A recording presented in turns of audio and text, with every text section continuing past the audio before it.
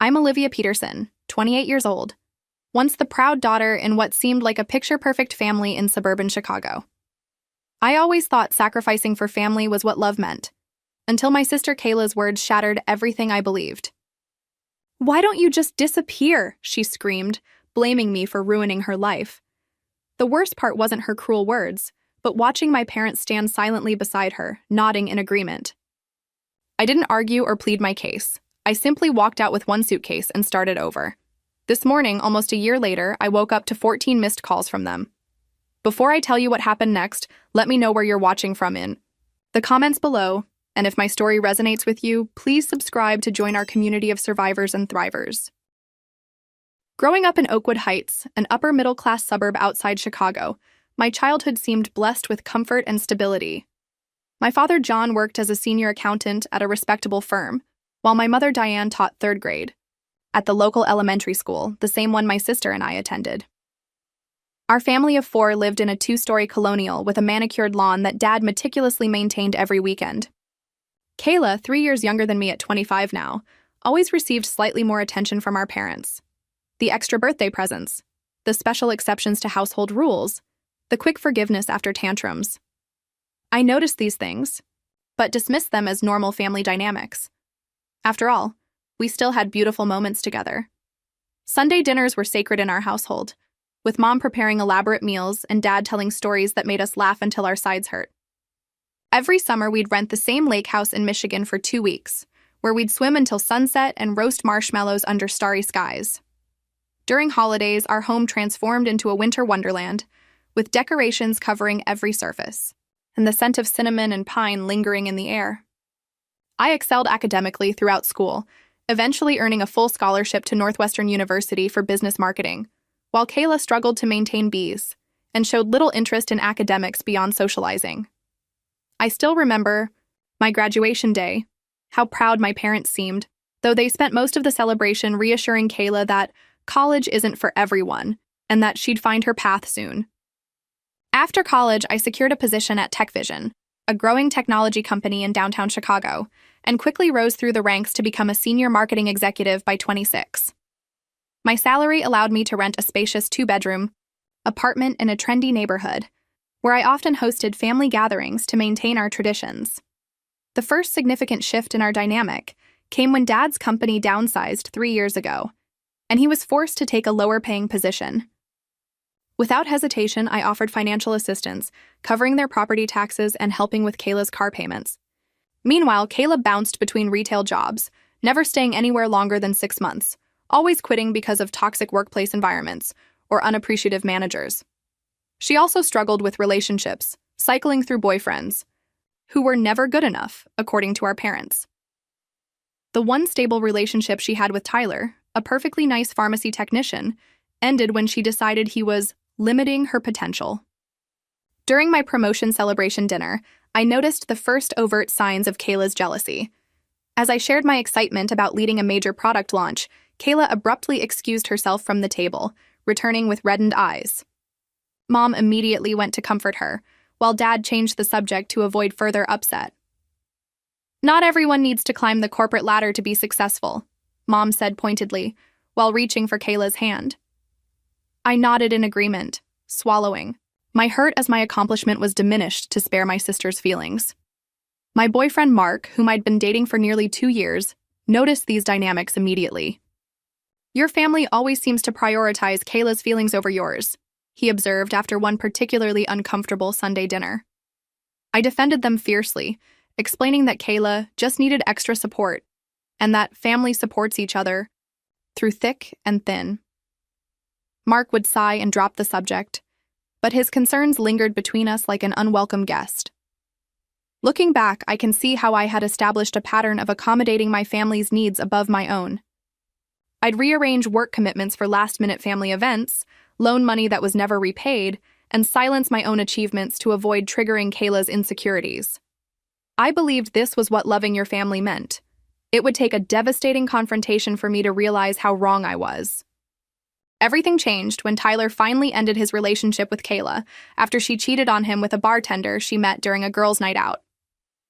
Rather than taking responsibility, Kayla descended into a spiral of self-pity, and my parents immediately mobilized to support her.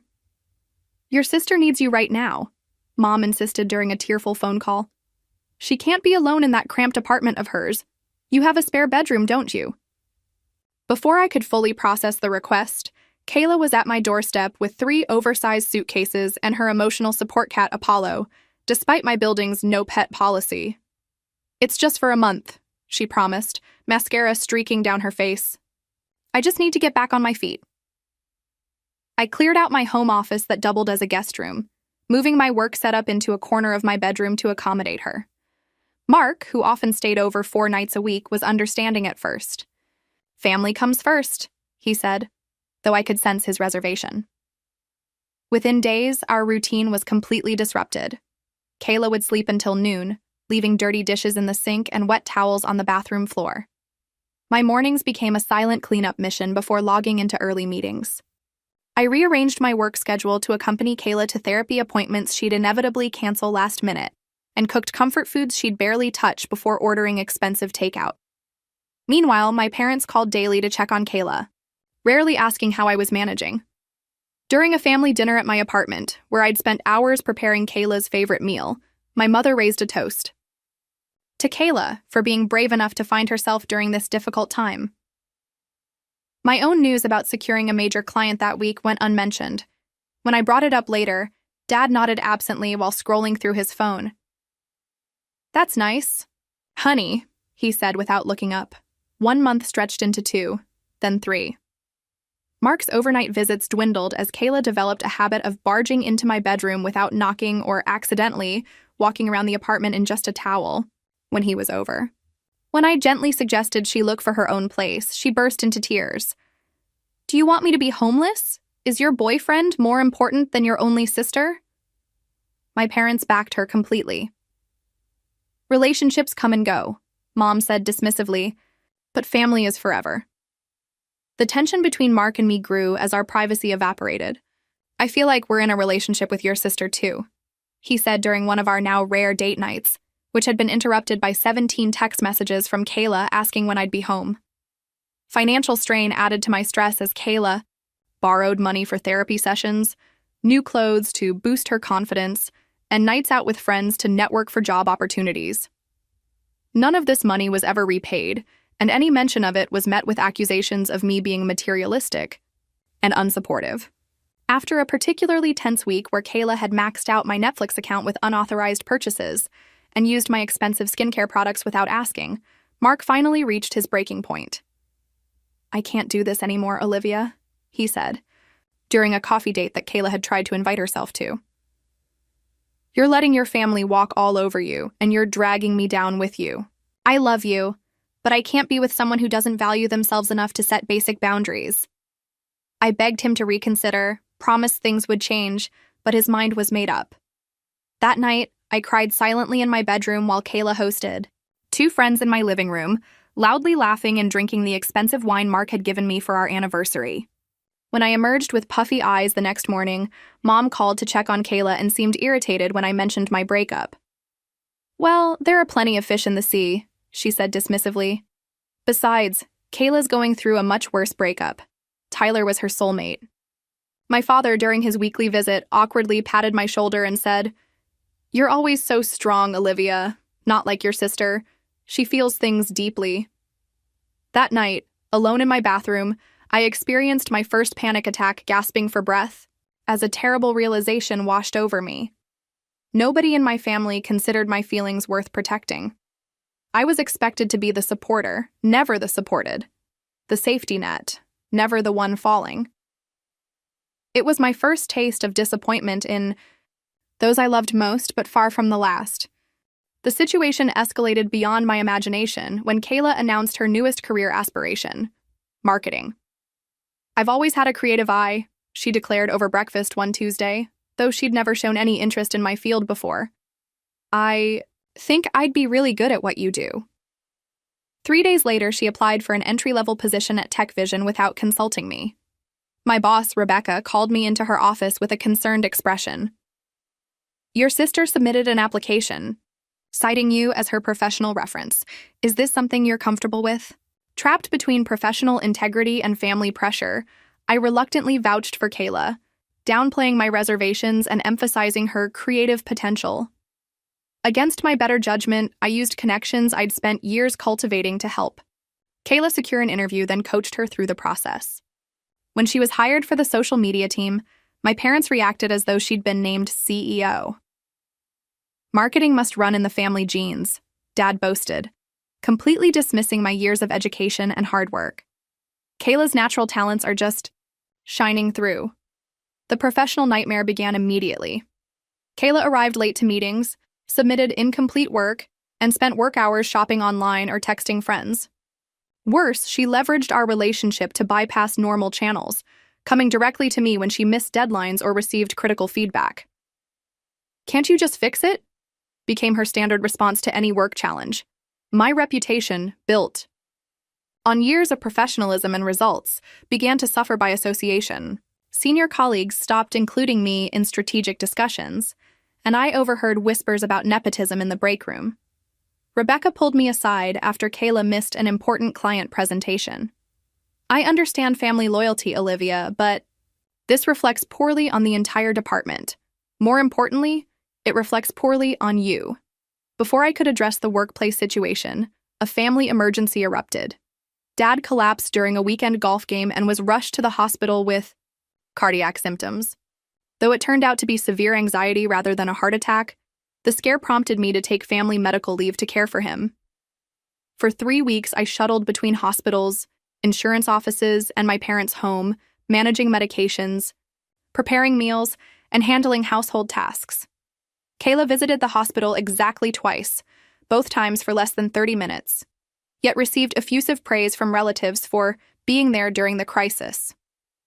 Meanwhile, I navigated complex insurance claims, arranged for cardiac specialists, and researched rehabilitation options, all while trying to manage critical work projects remotely. My absence from the office coincided with evaluations for a director-level promotion I'd been working toward for 18 months. Despite submitting all required documentation and arranging video interviews, I received the disappointing news via email.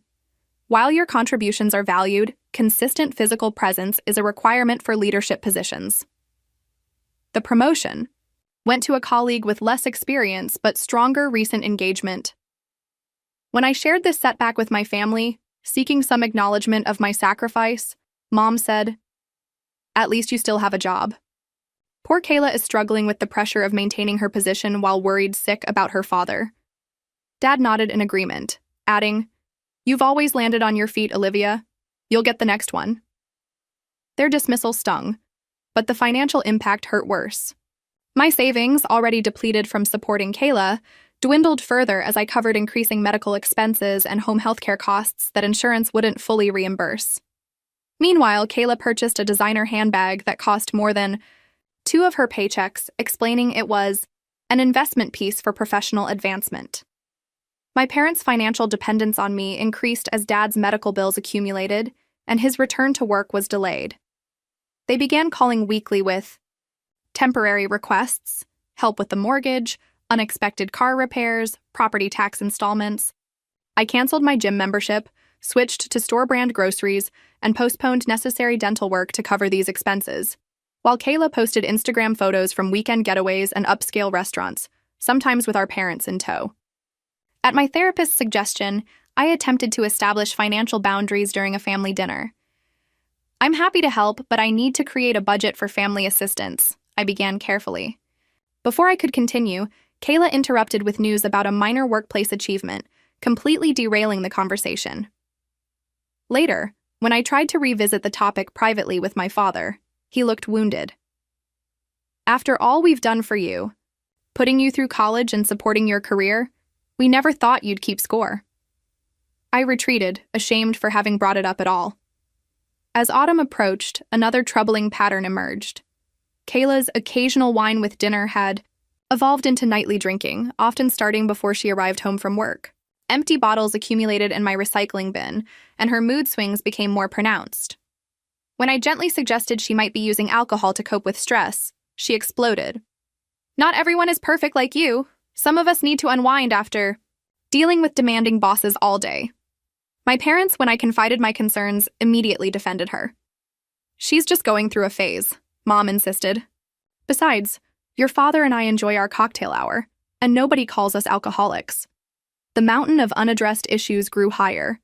Kayla's increasingly problematic drinking, her professional misconduct reflecting on my reputation, my parents, financial demands, my dwindling savings, and my stalled career.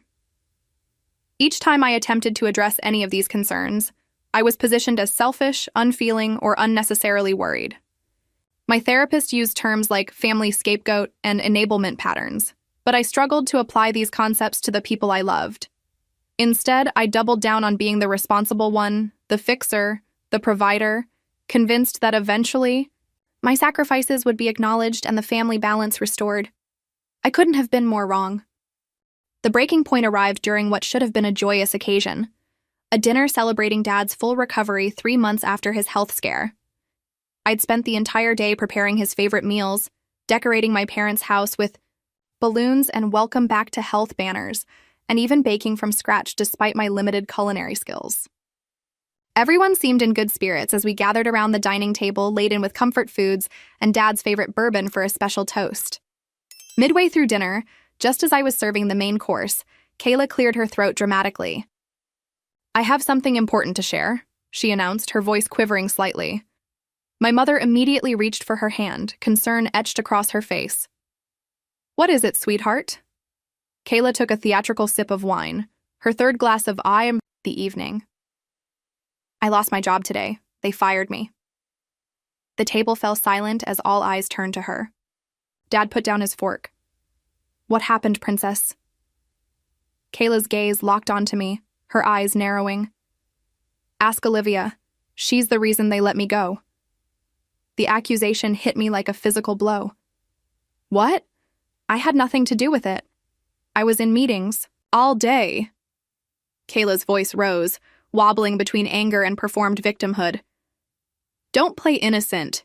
You've been undermining me since day one because you couldn't stand having me at your precious company. You were afraid I'd outshine you." My parents' expressions shifted from confusion to suspicion as they looked at me. I felt a familiar knot forming in my stomach. "That's ridiculous. You've been on probation for attendance issues and incomplete projects. The decision came from team management, not me." Kayla stood abruptly, her chair scraping against the hardwood floor. "Why don't you just disappear?" she screamed, tears streaming down her face. "You've always wanted to be the only successful one. You've spent years making me look bad, stealing every opportunity, making sure I can never catch up." Her voice rose to a fever pitch as she continued her barrage. "You ruined my relationship with Tyler by telling him I wasn't good enough for him. You got me this job just so you could control me and then destroy my career. You've systematically ruined my entire life while pretending to be Little Miss Perfect." Wine sloshed from her glass onto the tablecloth Mom had inherited from Grandma. I looked desperately toward my parents, waiting for them to intervene, to recognize the absurdity of these accusations. Instead, I watched in horror as Mom nodded. Slowly, her lips pressed into a thin line of disapproval directed at me. Dad sighed heavily, looking at me with disappointment. "Olivia," Mom finally said, her voice cold, "maybe it would be better if you gave us some space right now. Your sister is clearly devastated, and your presence isn't helping." Dad wouldn't meet my eyes as he added, "Your sister needs our support right now, not criticism. Can't you see how much she's hurting?" In that moment, time seemed to stand still. The dining room I decorated with such care just hours earlier suddenly felt foreign, hostile. Years of similar moments flashed through my mind with perfect clarity. Achievements diminished, accusations accepted without question, sacrifices taken for granted, all while Kayla received endless patience and benefit of the doubt. The weight of this realization nearly crushed me. I'd spent my entire life trying to earn the unconditional love my sister received freely. I'd built my identity around being the responsible one, the successful one, the one who took care of everyone else. And in return, I'd been cast as the villain in my own family's narrative. "I understand," I said quietly, my voice steadier than I felt. "I think you're right. We all need some space." I carefully folded my napkin and placed it beside my barely touched plate. Kayla watched with a slight smirk playing at the corners of her mouth, victory gleaming in her eyes. My mother busied herself comforting Kayla, while my father suddenly found his water glass fascinating. Neither looked at me as I stood, gathered my purse and car keys, and walked toward the front door. No one called after me or asked me to stay. No one suggested we talk things through when emotions weren't running so high. The silence was deafening, confirming everything I needed to know. With a final glance at the family photos lining the entryway, generations of smiling faces witnessing my departure, I closed the door quietly behind me. 28 years of trying to be enough ended not with a dramatic confrontation, but with a soft click of a latch. I got into my car, hands trembling slightly as I turned the key in the ignition. Rain had started to fall, matching the tears I refused to shed in their presence. I wouldn't give them the satisfaction of knowing they'd broken my heart. Instead, I drove away from the only family I'd ever known, understanding for the first time that I deserved better than to be someone else's scapegoat. The rain intensified as I drove aimlessly through familiar neighborhoods that suddenly felt foreign. Streetlights blurred through my windshield, partly from the downpour and partly from tears I could no longer contain. Eventually, I pulled into a hotel parking lot, a mid-range chain where I'd once stayed for a business conference. The night clerk barely glanced at my puffy eyes as he processed my credit card, offering a practiced smile and directions to a room on the third floor. Once inside the anonymous beige room, the gravity of what had just happened hit me fully. I collapsed onto the stiff mattress and finally allowed myself to break down completely. Years of suppressed hurt erupted in gut-wrenching sobs that left me gasping for breath. I cried for the little girl who had always tried to be perfect, for the young woman who believed family meant unconditional support, and for my present self, suddenly adrift without the anchors of identity I'd relied on, however painful they had been. When morning light filtered through thin curtains, I sat cross-legged on the unmade bed, eyes swollen but mind strangely clear. A decision crystallized with surprising certainty. I wouldn't return to a dynamic that had been slowly destroying me. I deserved more than being convenient when needed and villainized when not. After a scalding shower that couldn't quite wash away the heaviness in my chest, I made a list of immediate practical needs. Housing topped the list, followed by retrieving essential belongings from my apartment, where Kayla still resided. My financial situation, while strained from months of supporting family members, wasn't dire enough to prevent a fresh start. 3 hours and numerous phone calls later, I secured a 6-month lease on a studio apartment in downtown Chicago, significantly smaller than my previous place but blissfully mine alone. The property manager, impressed by my credit score and employment verification, agreed to expedited move-in the following day. Next came the uncomfortable task of retrieving my belongings. I strategically timed my visit for when Kayla would be at a job interview she'd mentioned last week. The apartment felt different somehow, smaller and cluttered with evidence of my sister's careless habitation. I moved efficiently, packing only essentials: clothing, personal documents, irreplaceable, photographs, and a few sentimental items. I left behind furniture, kitchen equipment, and the television, limiting myself to what would fit in my car and a small storage unit I'd rented. As I packed the framed photo of my college graduation, I noticed a stack of unopened mail on the counter, including several envelopes marked "Final Notice," addressed to Kayla. Another problem I was leaving behind. Before departing, I left my keys and a brief note explaining I wouldn't be returning and that she had 60 days to find new housing arrangements per our lease agreement. I transferred the final 2 months' rent into the landlord's account, ensuring Kayla wouldn't face immediate eviction while severing my last financial responsibility toward her. The most surprising aspect of those first days was the complete silence from my family. No calls questioning my whereabouts, no texts demanding explanations, no emails expressing concern. Their absence confirmed my invisibility unless I was actively providing something they needed. My new apartment, despite its compact size and sparse furnishings, became a sanctuary. The first night I stood in the tiny kitchenette, realizing I had no idea what I actually enjoyed eating when not catering to others' preferences. My first solo grocery trip became an unexpected journey of self-discovery. I lingered in aisles, considering options based solely on my own taste. I selected ingredients for meals I'd always wanted to try, but had avoided because Kayla disliked spicy food, Dad was skeptical of foreign cuisines, and Mom insisted on traditional American dinners. That small act of selecting food I wanted represented the first step toward reclaiming myself. The following weeks brought practical challenges that distracted from emotional wounds. Learning to cook properly for one person proved surprisingly difficult after years of preparing family-sized portions. Weekends stretched emptily without family obligations filling every available hour. Colleagues noticed my subdued demeanor, but I deflected questions with vague references to family matters being resolved.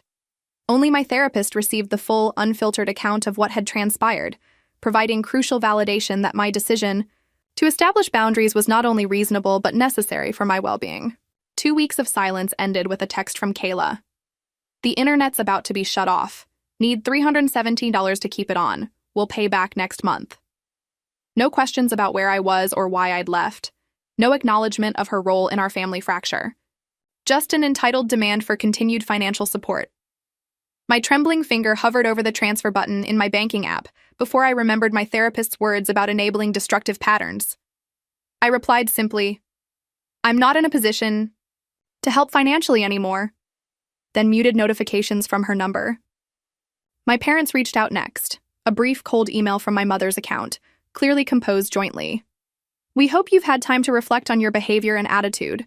We're willing to move past this incident when you're ready to apologize to your sister and resume family responsibilities. No recognition of my pain, no accountability for their role, just expectations of continued sacrifice without reciprocity." I archived the message without responding. Thanksgiving arrived, the first major holiday I'd ever spend without family. I declined a colleague's kind invitation to join her gathering, not yet ready to explain my situation to acquaintances. Instead, I enrolled in a one-day cooking class specifically for singles preparing holiday meals. There, I met Sarah, a graphic designer whose family lived overseas. "First solo holiday?" she asked, noticing my hesitation with the recipe portions. When I nodded, she shared her own experience with creating new traditions. "It's scary at first, then liberating, then just your normal," she said, helping me adjust my cranberry sauce. We exchanged numbers. My first friendship initiated without family connections or work relationships. December brought an unexpected opportunity when a competing company approached me about a senior position with greater responsibility and compensation. The interview process served as a welcome distraction from holiday decorations and advertisements depicting perfect family gatherings. When asked why I wanted to leave my current role, I answered honestly about seeking new challenges and growth opportunities. The interviewers nodded approvingly, unaware of the deeper truths behind my career move. Meanwhile, therapy sessions intensified as we specifically addressed family trauma patterns. Terms like emotional manipulation, scapegoating, and parentification provided frameworks for understanding experiences I'd previously normalized. Each session left me emotionally exhausted, but incrementally stronger, like muscles aching after necessary exercise. The weekend before Christmas, I took another step toward reclaiming joy by enrolling in an introductory watercolor class, revisiting an artistic passion I'd abandoned in high school when family commitments consumed my free time. Creating something purely for my own satisfaction felt foreign yet profoundly healing. The holidays passed in a blur of small, intentional activities rather than obligatory family events. Sarah invited me to a misfit Christmas dinner with other friends separated from family by distance, circumstance, or choice. For the first time in years, I attended a holiday gathering without responsibility for others' emotions or experiences. I simply existed as myself, neither caretaker nor scapegoat, just one person among equals. As January arrived with its promises of new beginnings, I accepted the position at the competing company, negotiating a salary that reflected my experience and contributions rather than underselling myself as I'd done previously to appear humble to family. My resignation at TechVision prompted genuine expressions of regret from colleagues who valued my work, a stark contrast to my family's dismissal of my contributions. Rebecca, my former boss, took me to lunch on my final day. "I always knew you. We're capable of more than this environment allowed," she said. "Sometimes growth requires leaving comfortable spaces, even when the leaving isn't your choice." Her words resonated beyond professional contexts, affirming my decision to prioritize my well-being over family expectations. The studio apartment, initially a temporary refuge, gradually transformed into a true home reflecting my emerging identity. I selected furnishings based on my aesthetic preferences rather than practicality for hosting family gatherings. Colors that my mother would have deemed too bold or impractical adorned walls that had never known Kayla's careless wine spills or my father's dismissive glances. Each consciously chosen element represented another small reclamation of self. 6 months passed in a flurry of positive changes that gradually reshaped my life into something unrecognizable from before. My new position as marketing director at Innovate Tech offered challenges that stretched my capabilities while recognizing my expertise. Unlike at Tech Vision, where family connections had ultimately undermined my professional standing, colleagues here knew me solely through my work and ideas. This clean slate allowed my confidence to rebuild, solidifying with each successful project and acknowledged contribution. The cramped studio apartment, while instrumental in my initial independence, eventually felt constrictive. With my improved financial situation, I secured a one-bedroom in a converted industrial building. Exposed brick walls, large windows, and an open floor plan provided both physical and psychological space for expansion. Each decoration represented a deliberate choice reflecting my emerging aesthetic rather than family expectations. A vibrant abstract painting, something my mother would have dismissed as just splashes of color, became the centerpiece of my living area. Weekly therapy sessions evolved from crisis management to deeper exploration of family dynamics and their impact on my self-perception. My therapist introduced concepts like trauma bonding and intermittent reinforcement that illuminated patterns I'd experienced since childhood.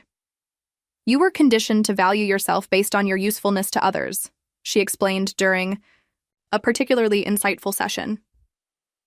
"Breaking that pattern isn't selfish. It's necessary for your psychological well-being." These frameworks helped me understand why severing family ties felt simultaneously liberating and terrifying, like removing a heavy burden I'd nonetheless grown accustomed to carrying. My friendship with Sarah deepened through weekly coffee meetups and occasional art classes we attended together.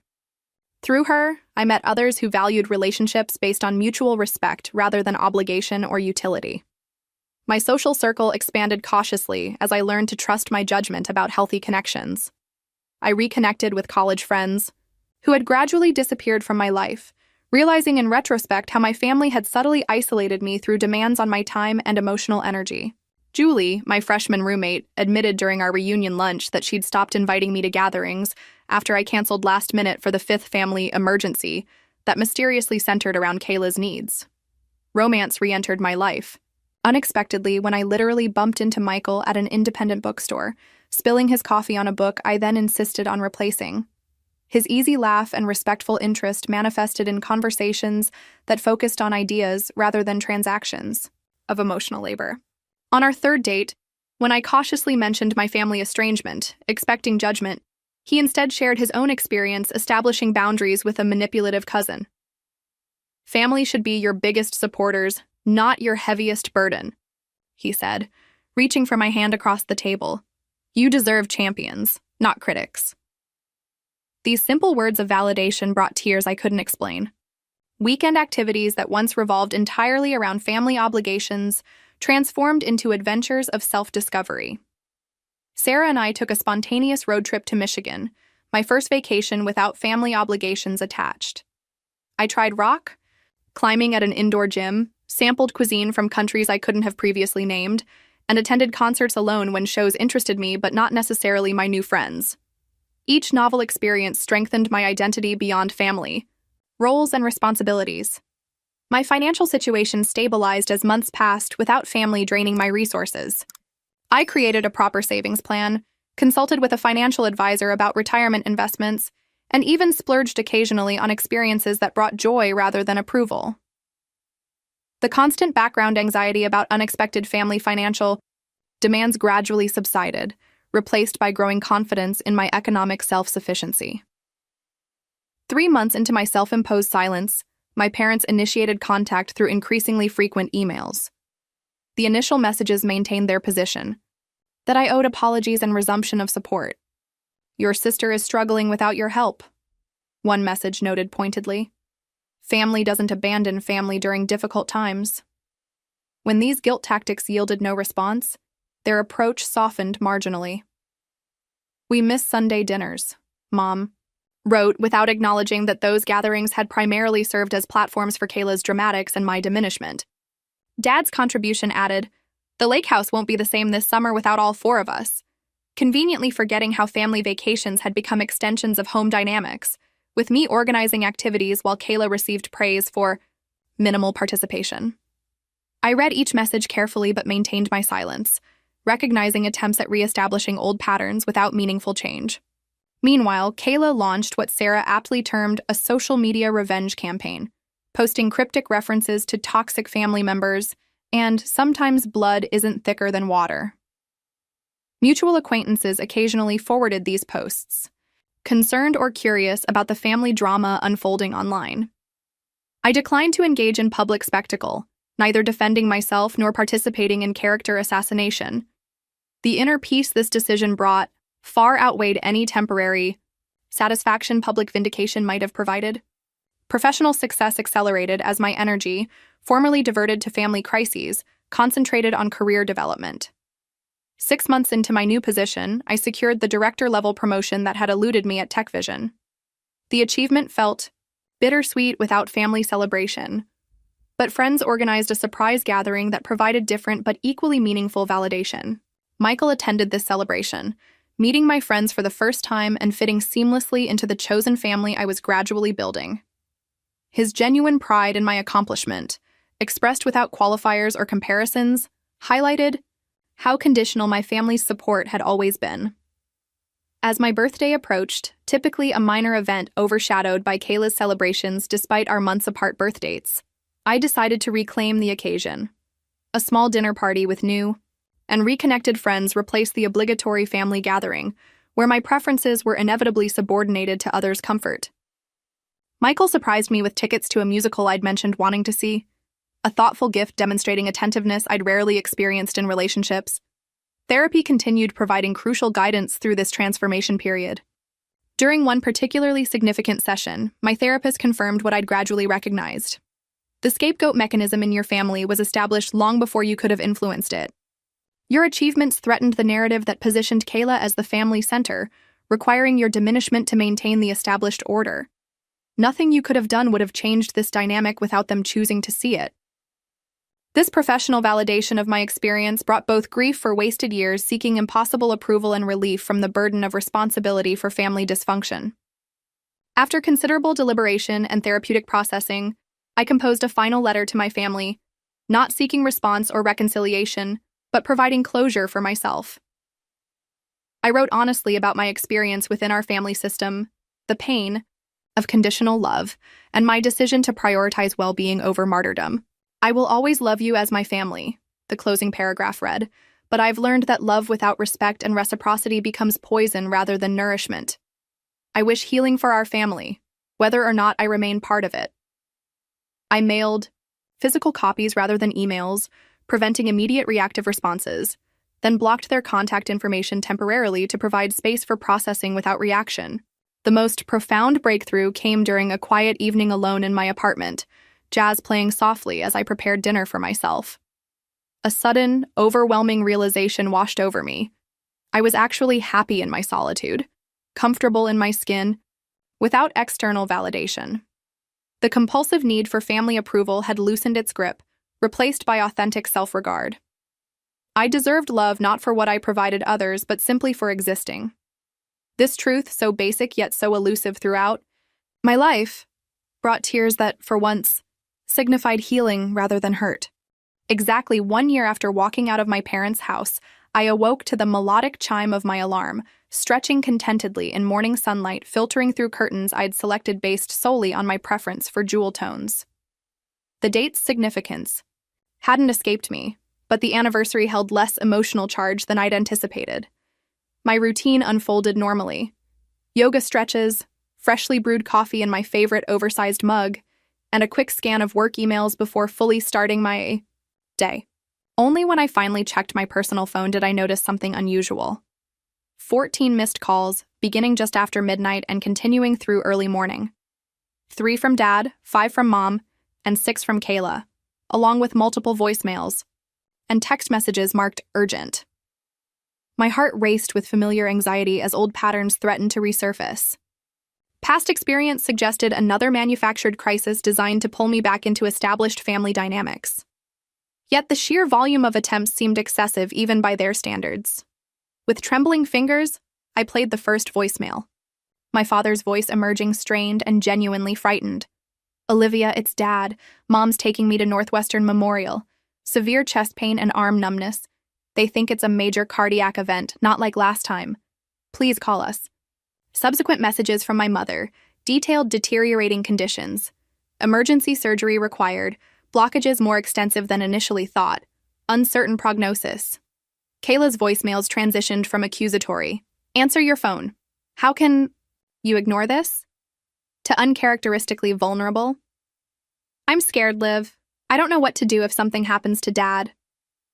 The final message left by my mother just 30 minutes earlier contained 4 words that shattered any remaining emotional distance. "The doctors are waiting." My carefully constructed independence suddenly felt hollow against the prospect of permanent loss and unresolved relationships. I contacted my office to arrange emergency leave, then called my therapist for an urgent consultation. "This isn't about abandoning your boundaries," she assured me during our brief call. "It's about making conscious choices rather than reactive ones. What feels right to you, separate from obligation or guilt?" Michael arrived within minutes of my distressed text, offering both practical assistance and emotional support without attempting to influence my decision. "Whatever you choose, I'm here," he said simply, helping me pack an overnight bag while I researched cardiac procedures on my laptop. With remarkable clarity, I understood that supporting my family through this crisis didn't necessitate surrendering the growth and boundaries I'd established over the past year. I could offer compassion without relinquishing my selfhood. The hospital corridor stretched endlessly as I approached the cardiac unit waiting area. My mother spotted me first, her expression cycling rapidly through disbelief, relief, and uncertainty. Kayla sat hunched in an uncomfortable chair, looking smaller and less formidable than my memory had preserved her. Neither immediately approached as I checked in with the nurses' station, learning that Dad had emerged from surgery but remained in critical condition. When I finally joined them in the waiting area, the silence felt weighted with unspoken history. "Thank you for coming," my mother said formally, as though addressing a kind stranger rather than her daughter. Kayla studied her coffee cup intently, avoiding eye contact. "Of course I came," I replied simply. "He's my father, too." The hours passed in uncomfortable coexistence until the surgeon appeared with cautiously optimistic updates. Triple bypass. Successfully completed, recovery timeline uncertain, next 24 hours critical for assessing long-term prognosis. As medical details occupied our immediate focus, the emotional reckoning temporarily receded to manageable background tension. That evening, when Dad stabilized enough for brief family visits, unspoken hierarchies emerged automatically. My mother assumed I would coordinate insurance details and medical communications, while Kayla received emotional support for her distress. I recognized the pattern, but chose conscious adaptation rather than resentful compliance, stepping briefly into the organizer role while maintaining firm boundaries around my time and emotional labor. When visiting hours ended, I declined my mother's automatic assumption that I would stay overnight, explaining I'd arranged a hotel nearby and would return in the morning. Her surprise confirmed how completely she had expected me to slide back into established patterns despite our year-long estrangement. The real conversation began on the 3rd day, in the hospital cafeteria over untouched sandwiches and cooling coffee. Kayla initiated with unexpected directness. "Why did you just leave like that, without even fighting back?" The question contained hidden accusations but also genuine confusion. For the first time, I didn't soften my response to protect her feelings. "Because nothing I could have said would have mattered. You all decided I was the villain in your narrative, long before that night." Her defensiveness flared predictably. "You always think you're so perfect, that everyone else is wrong." Then, surprisingly, her voice cracked. "Do you have any idea how hard it is being your sister, always in your shadow? You had everything figured out while I was just failing at everything I tried." This unexpected vulnerability created an opening for honesty without cruelty. I never had it figured out, Kayla. I was just holding everything together because someone had to, and it was always expected to be me.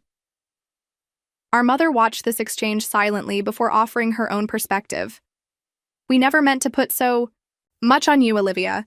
You were always so capable, so independent. Kayla needed more support, more attention. The familiar justification carried less sting than it once would have. Needing support shouldn't have meant diminishing me, I replied calmly. There was room for both of us to be valued differently, without making me the family scapegoat. She flinched at the term but didn't deny its accuracy. Our father's recovery progressed steadily over subsequent weeks, accompanied by tentative family reconstruction. I maintained my separate life while providing practical assistance, researching cardiac rehabilitation programs, arranging home healthcare consultations, and navigating insurance claims with professional efficiency.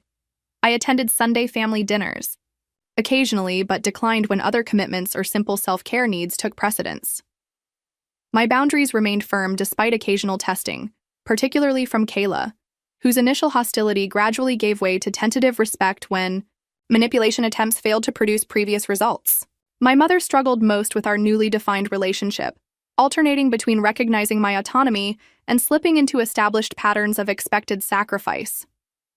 During one particularly honest conversation while organizing Dad's medications, she admitted, "I don't always know how to be your mother without depending on you to be the strong one." Her recognition of the pattern, however incomplete, represented progress I'd once thought impossible. Michael met my family under carefully controlled circumstances once Dad had recovered sufficiently for brief social interactions. Their attempts to incorporate him into established dynamics failed against his natural boundary maintenance and genuine admiration for my independence. His presence reinforced my growth, silently demonstrating the healthy relationship I deserved, rather than the conditional acceptance I'd previously settled for. 6 months after Dad's surgery, our family achieved an equilibrium I would have once considered miraculous. Neither complete reconciliation nor total estrangement, but a mindful middle ground where connection coexisted with appropriate separation. I maintained my own apartment, career, and social life while participating in family gatherings on my terms. Financial entanglements remained firmly severed despite occasional hints from my parents about family helping family. Kayla secured stable employment without my intervention and began therapy addressing her own patterns, though our relationship remained more cordial than close. Throughout this evolution, therapy provided crucial perspective on maintaining progress, without backsliding into comfortable but destructive patterns. Healing family relationships doesn't require becoming vulnerable to the same injuries. My therapist reminded me during a session marking my treatment transition from weekly to monthly maintenance. Your compassion can coexist with your boundaries. My relationship with Michael deepened gradually through mutual respect and genuine appreciation, rather than codependence or obligation. When he eventually moved into my apartment, the decision emerged from shared desire rather than financial necessity or external expectations. His consistent support during family interactions provided both practical reinforcement and tangible evidence that healthier relationships were possible. The most profound lesson emerged not from dramatic confrontation, but quiet self-reflection. My worth never depended on family validation or sacrificial caregiving. The approval I'd spent decades chasing could never have satisfied the deeper need for authentic recognition of my complete self, with both strengths and vulnerabilities acknowledged. True healing began not when my family finally saw me clearly, but when I finally saw myself. Today, as I navigate this evolving family landscape, I no longer expect perfect understanding or complete redemption narratives.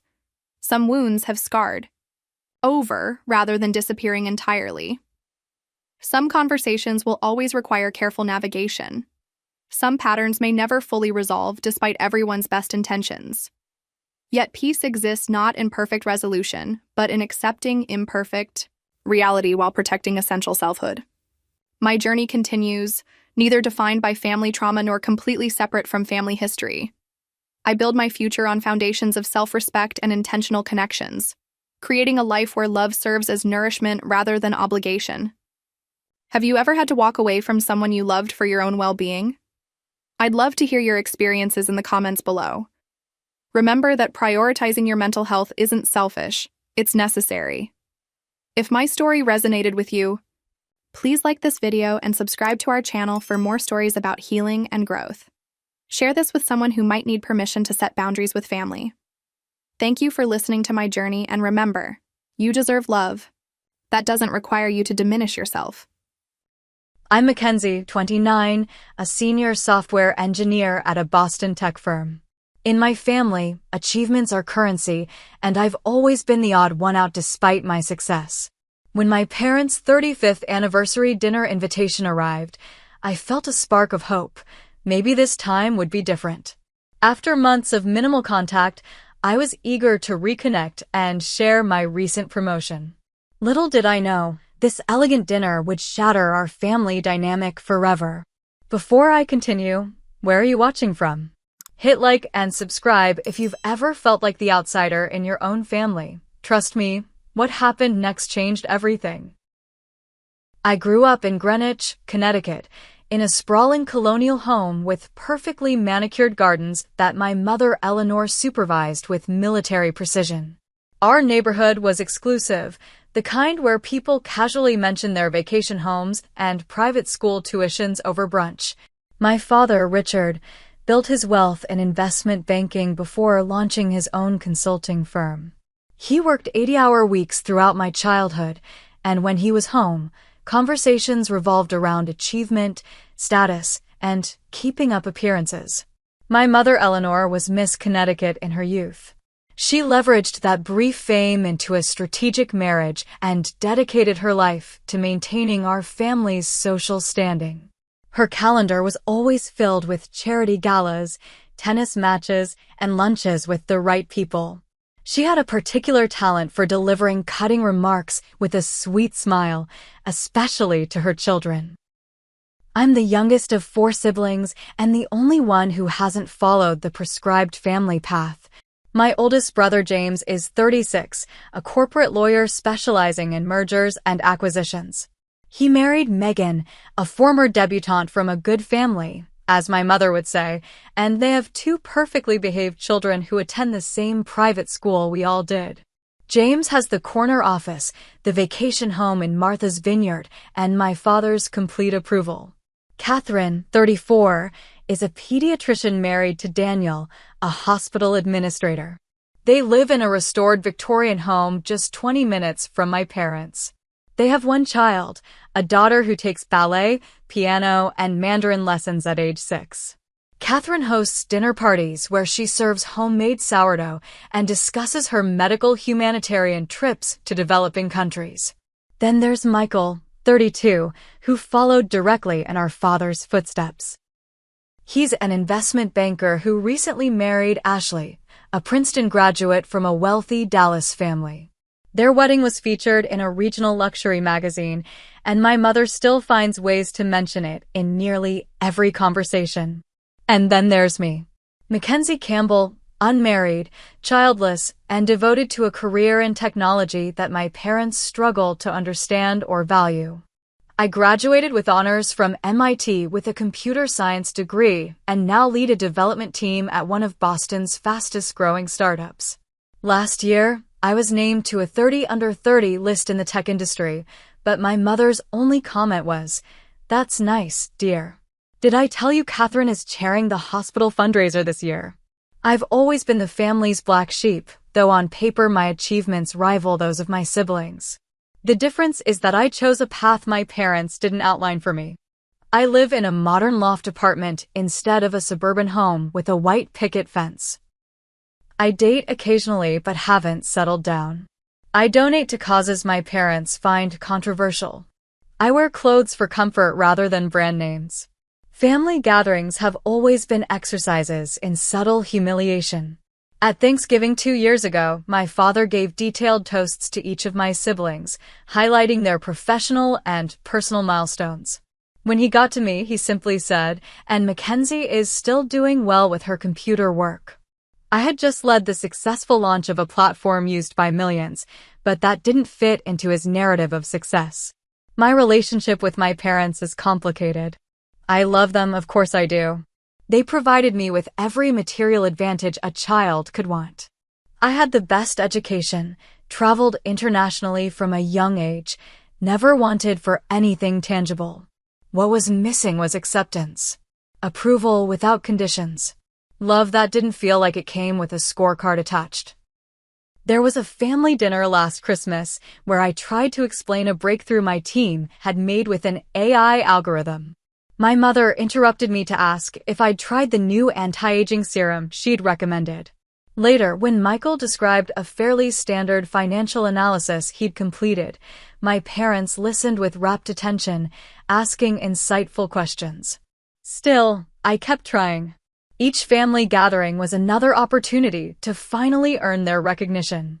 I maintained my relationship with them through weekly phone calls that left me emotionally drained and monthly visits that required days of mental preparation. The invitation to their 35th anniversary dinner had arrived in an embossed envelope with gold lettering. The event would be held at my parents' home, but catered by a renowned chef who had appeared on several cooking shows. The dress code was formal. I immediately marked my calendar and requested time off work. 2 weeks before the dinner, I received exciting news. I was being promoted to Director of Engineering with a substantial salary increase and equity package. After years of 70-hour work weeks and sacrificed weekends, my dedication had paid off. This was exactly the kind of achievement my family valued, or so I thought.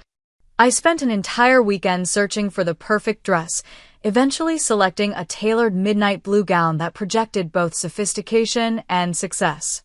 I had my hair professionally styled, splurged on new makeup, and purchased a pair of diamond earrings that cost nearly a month's rent, an extravagance I would typically avoid, but I wanted to look the part of a successful daughter.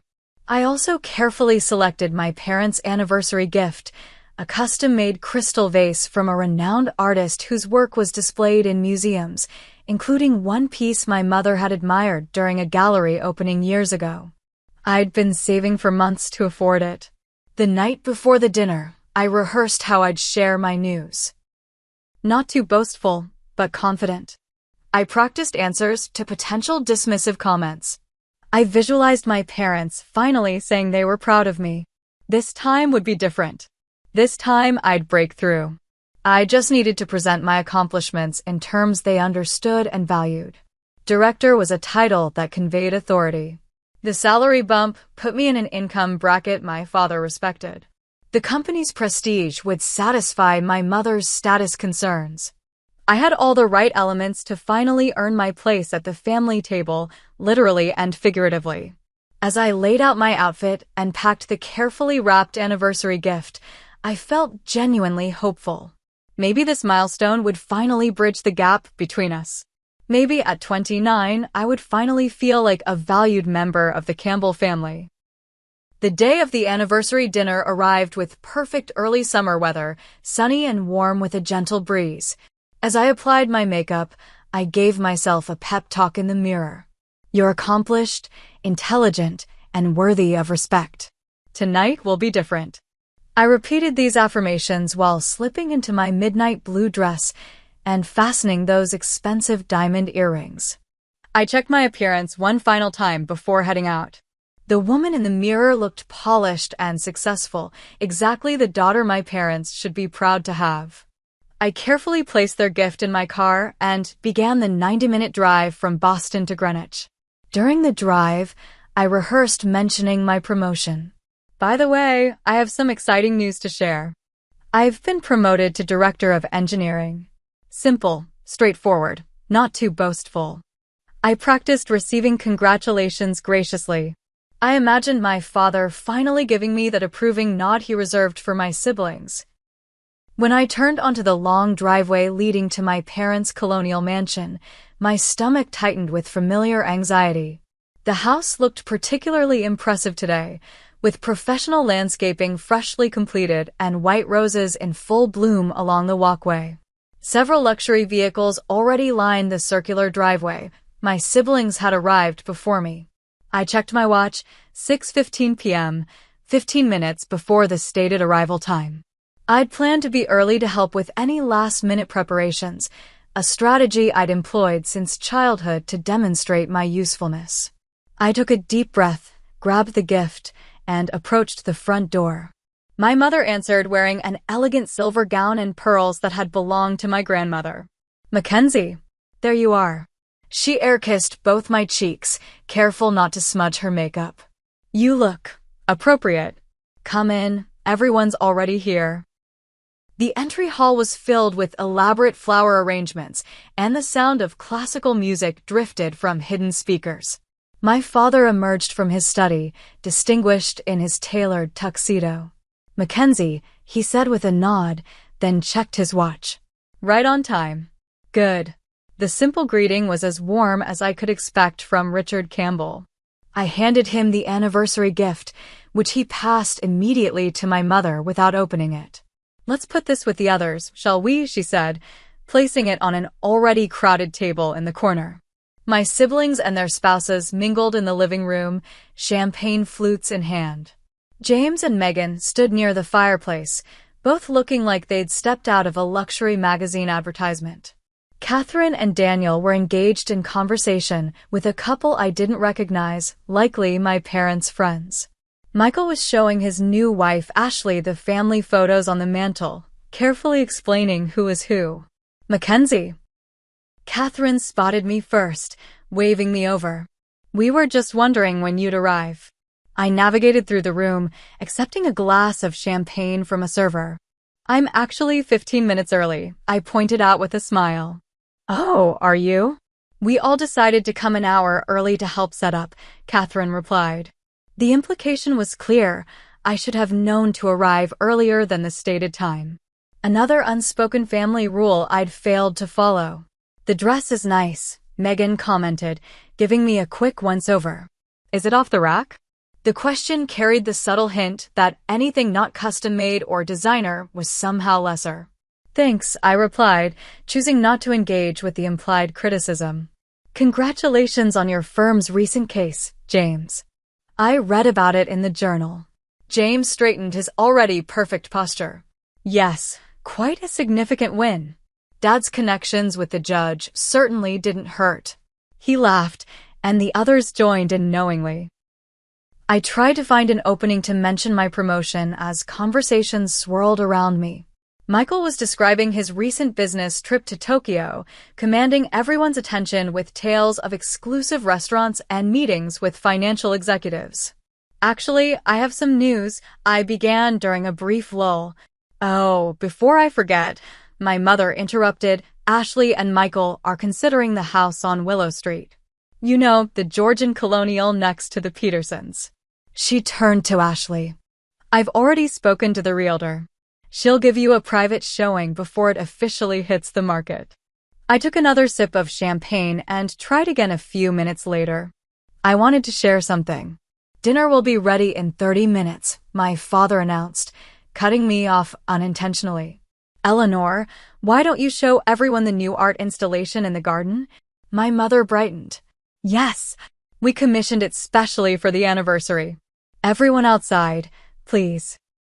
As the group moved toward the terrace doors, I felt a hand on my arm. It was Michael, hanging back slightly. You okay, Mac? You seem a bit quiet. It was the first genuine interaction I'd had since arriving. I'm fine. Just trying to share some news about work, but the moment hasn't been right. What's up? He asked, seeming genuinely interested. I got promoted to director of engineering, I told him, relieved to finally say the words aloud. Hey, that's fantastic. His smile seemed genuine. That's a big deal, right? You should definitely mention it during dinner. Thanks, I'll try, I said, grateful for the small encouragement. Michael and I joined the others in the garden, where my parents were proudly showing off an abstract sculpture that probably cost more than my annual salary. My mother was explaining how the artist was very exclusive and had a waiting list of 3 years. During the garden tour, I overheard my mother speaking to one of her friends. James is handling the Johnson merger, biggest deal of the year. And Catherine's research is being published in the New England Journal of Medicine. Michael just closed a $20 million investment deal. A pause. All our children are doing so well. I wasn't mentioned at all.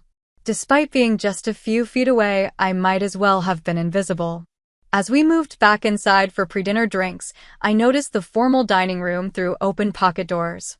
The table was set immaculately with my mother's best china, crystal, and silver. Place cards in calligraphy marked each setting. I counted the chairs, exactly enough for my parents, my 3 siblings and their spouses, plus 2 other couples who appeared to be close friends of my parents. In the adjacent breakfast nook, I glimpsed another table, smaller, with colorful plastic placemats and paper napkins. My nieces and nephews would sit there, I assumed. Standard practice for family gatherings. Mackenzie, my mother called from across the room. Be a dear and make sure the children have everything they need when they come down. Ashley's parents will be watching them after dinner, but they'll join us for the meal. I nodded automatically, years of compliance difficult to break. It wasn't until later that I realized this was the beginning of what was to come. As dinner approached, I made one more attempt to share my news. I approached my father as he selected a bottle of wine from his collection. Dad, I wanted to let you know that I received a significant promotion at work. I'm now director of engineering. He paused, bottle in hand. Director? At your age? That's unusual. For a moment, I thought I'd broken through. Then he continued, though I suppose titles in tech companies don't carry the same weight as in established industries. Still, it's good you're advancing. He returned his attention to the wine. This Bordeaux is from 1982, a remarkable year. And just like that, my achievement was acknowledged and dismissed in the same breath. The dinner bell chimed, signaling it was time to move to the dining room. As everyone began to take their seats, I searched for my name among the elegant place cards. I circled the dining table twice, carefully checking each place card. Catherine, James, Michael, their spouses, my parents, and the 2 other couples all had assigned seats at the large mahogany table gleaming under the crystal chandelier.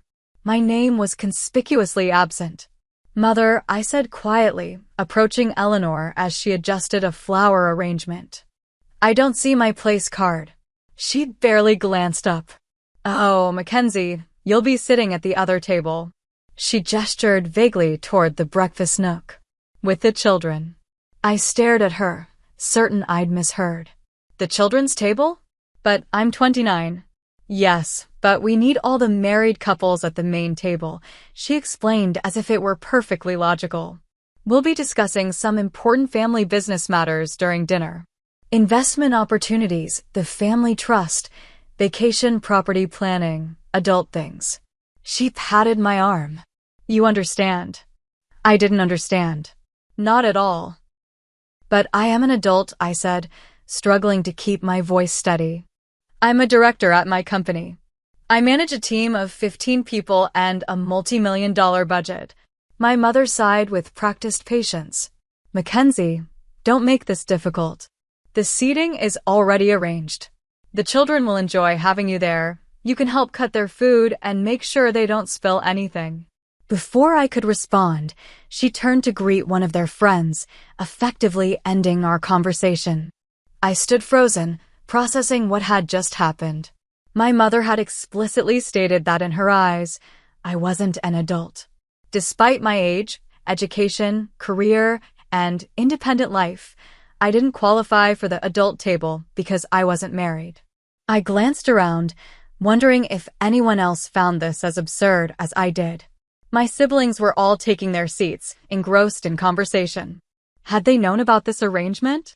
Did they think it was acceptable? In a daze, I walked over to the kids' table. It was covered with a plastic tablecloth featuring cartoon characters. Paper plates and plastic cups were set at each place, along with colorful napkins. A stark contrast to the fine china, crystal glassware, and linen napkins at the main table. My nieces and nephews began filtering in, ranging from 4 to 9 years old. James's son Henry, the oldest at 9, looked surprised to see me. Aunt Mackenzie, are you sitting with us? I forced a smile. Apparently so. But you're a grown-up, he said with the straightforward logic of a child. You'd think so, wouldn't you? I replied, trying to keep my tone light. 8-year-old Sophie, Catherine's daughter, climbed into the chair beside me. I'm glad you're sitting with us. The grown-up table is boring anyway. They just talk about money and stuff. I helped the younger children into booster seats while the catering staff began serving appetizers. At the main table, delicate plates of seared scallops with truffle oil were being presented. At our table, a server somewhat apologetically set down a platter of chicken fingers and carrot sticks. "Miss, would you like the adult appetizer?" the server asked me quietly. Before I could answer, my mother called from the main table. "Just give her the children's meal. It's simpler that way." The server gave me a sympathetic look before walking away. I sat there, surrounded by children, watching as my family engaged in animated conversation at the adult table. Occasionally, one of them would glance over Catherine with apparent sympathy, James with disinterest, Michael with what seemed like discomfort. "Aunt Mackenzie, can you open my ketchup?" asked James's younger son Ethan, handing me a small packet. I tore it open for him, then helped Sophie cut her chicken into smaller pieces. All the while, I maintained a calm exterior while internally cycling through shock, humiliation, anger, and hurt. From the main table, I could hear fragments of conversation. They were indeed discussing family financial matters, the shared vacation property in the Berkshires, investment opportunities, tax strategies. Things that, as a financially independent adult with my own investments, I had every right to participate in. At one point, I tried to join their conversation from my seat. My father was discussing a potential investment opportunity. "Have you considered tech startups?" I called over. "The sector I work in has several promising companies with strong growth potential." The table fell silent, everyone turning to look at me. My father cleared his throat. "We're focusing on established industries with proven track records." He turned back to the others, effectively dismissing my input. The conversation at the main table resumed, and I returned my attention to the children, who at least seemed to value my presence. 6-year-old Charlotte tugged on my sleeve. "Can you tell us a story, Aunt Mackenzie?" I smiled at her. "What kind of story would you like?" "One about a princess who's also a scientist," she said decisively. For the next few minutes, I improvised a tale about a brilliant princess who invented a machine that could talk to animals, much to the children's delight. It was the most appreciation I'd received all evening. When the main course arrived, the difference in meals became even more pronounced. The adults were served perfectly cooked filet mignon with roasted vegetables and truffle mashed potatoes, accompanied by expensive red wine. Our table received pasta with plain marinara sauce and apple juice in plastic cups. I caught Michael looking over at me several times, a crease between his eyebrows. Once, he seemed about to say something but was pulled back into conversation by Ashley. Dessert was the final insult. The adult table was served a delicate chocolate souffle with gold leaf and aged port. The children's table got ice cream sundaes with sprinkles. Under different circumstances, I might have enjoyed the ice cream, but each spoonful tasted like humiliation. Throughout the meal, I maintained my composure. I engaged with the children, helped them when needed, and pretended this situation was perfectly normal. But inside, something had shifted. A lifetime of seeking approval, of making excuses for my family's behavior, of believing that if I just achieved enough they would finally see me as an equal, it all crystallized into a moment of clarity. I would never be enough for them. Not because of any deficiency on my part, but because they had decided my worth was tied to fitting their narrow definition of success: marriage, conventional career, traditional life choices. My accomplishments would always be secondary because they didn't align with their preferred narrative. As I sat there, helping Charlotte wipe ice cream from her chin, I made a decision. I wouldn't cause a scene. I wouldn't confront them publicly. But I also wouldn't continue to participate in my own diminishment. As the evening progressed, my parents moved to the formal living room for coffee and after-dinner drinks. The nanny arrived to take the children upstairs for bed, yet no one indicated I should join the adults. It was as if I existed in some nebulous space between childhood and adulthood in my family's eyes, old enough to supervise children, but not mature enough to participate in grown-up conversations. Aunt Mackenzie? Charlotte tugged at my dress before being led upstairs. Will you come read me a bedtime story later? I knelt down to her level. Not tonight, sweetheart. I have to leave soon, but I'll see you another time, okay? I gave her a tight hug, inhaling the sweet scent of her strawberry shampoo. Promise. Her small voice held such sincerity. I promise, I replied, meaning it despite my uncertainty about when I'd next interact with my family. As the children were led upstairs, I slipped into the powder room to collect myself. The face in the mirror looked composed, but I recognized the hurt in my own eyes. I'd spent years believing that if I just achieved enough, proved myself enough, my family would finally see me as their equal. Tonight had shattered that illusion conclusively. I refreshed my lipstick and took several deep breaths. Then I made a decision I would leave quietly, without confrontation or drama. Not out of cowardice, but because creating a scene would only reinforce their view of me as immature and emotional. I returned to find my family and their friends engaged in animated conversation in the living room. Crystal glasses of expensive cognac in hand, they were laughing at something James had said. No one noticed as I entered the room or as I collected my small evening purse from where I'd left it. My father had just stood to make a toast.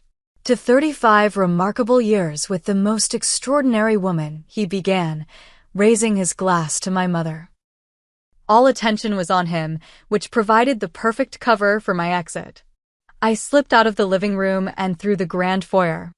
I didn't stop to retrieve my wrap from the coat closet. The summer night was warm enough. At the last moment, I hesitated by the gift table, considering whether to take back the expensive crystal vase I'd given them. But no, that would be petty. Let them have it, even if they'd probably never appreciate the thought behind it. The heavy front door closed behind me with a soft click, and suddenly I was alone in the quiet night. The contrast between the brightly lit house full of people and the solitary darkness outside was jarring but somehow appropriate. I'd always been on the outside looking in with my family, even when physically present. I walked to my car, grateful I'd parked it myself rather than using the valet service. The drive home was a blur of headlights and empty highways. My mind cycled through memories of countless family gatherings where I'd been diminished, dismissed, or outright ignored. The kids' table tonight wasn't an anomaly, it was just the most literal manifestation of how they'd always treated me. When I finally reached my apartment in Boston, it was just past midnight. I kicked off my heels in the entryway and unzipped the expensive dress that had done nothing to earn me a place at the adult table. In my bathroom, I carefully removed the diamond earrings and placed them in their box. They represented something I no longer wanted, the desperate need for external validation from people incapable of giving it. My phone, which I'd silenced during the drive, began buzzing with notifications as soon as I turned on the ringer. 2 missed calls from Michael, 1 from Catherine. Nothing from my parents or James. I turned the phone off completely and placed it on my nightstand. That night, I cried. Not delicate, dignified tears, but ugly, body-shaking sobs that released years of accumulated hurt. I cried for the little girl who had tried so hard to make her parents proud. For the teenager who had excelled academically but was still somehow lacking. For the adult who had achieved remarkable professional success but wasn't considered mature enough to sit at a dinner table with other adults. When the tears finally subsided, I felt something unexpected, calm. A strange, peaceful clarity descended over me. I brewed a cup of chamomile tea and sat by my window, looking out at the Boston skyline. The city lights twinkled back at me, steady and unchanged by my personal crisis. There was something comforting in that constancy. In that quiet moment, I drew a mental boundary. I wouldn't cut off my family entirely. They were still my family, after all. But I would no longer measure my worth by their limited yardstick. I would no longer twist myself into shapes trying to earn their approval. I would engage with them on my terms, protecting my own emotional well-being first. Before going to bed, I checked my phone one last time. The missed calls had multiplied, 5 from my mother, 3 more from Michael, 2 from Catherine, 1 from James, and even 1 from my father, unprecedented in my memory. Text messages had accumulated as well, ranging from Michael's concerned, "Are you okay?" "Where did you go?" to my mother's increasingly irritated, "Where are you?" to "How could you be so rude as to leave without saying goodbye?"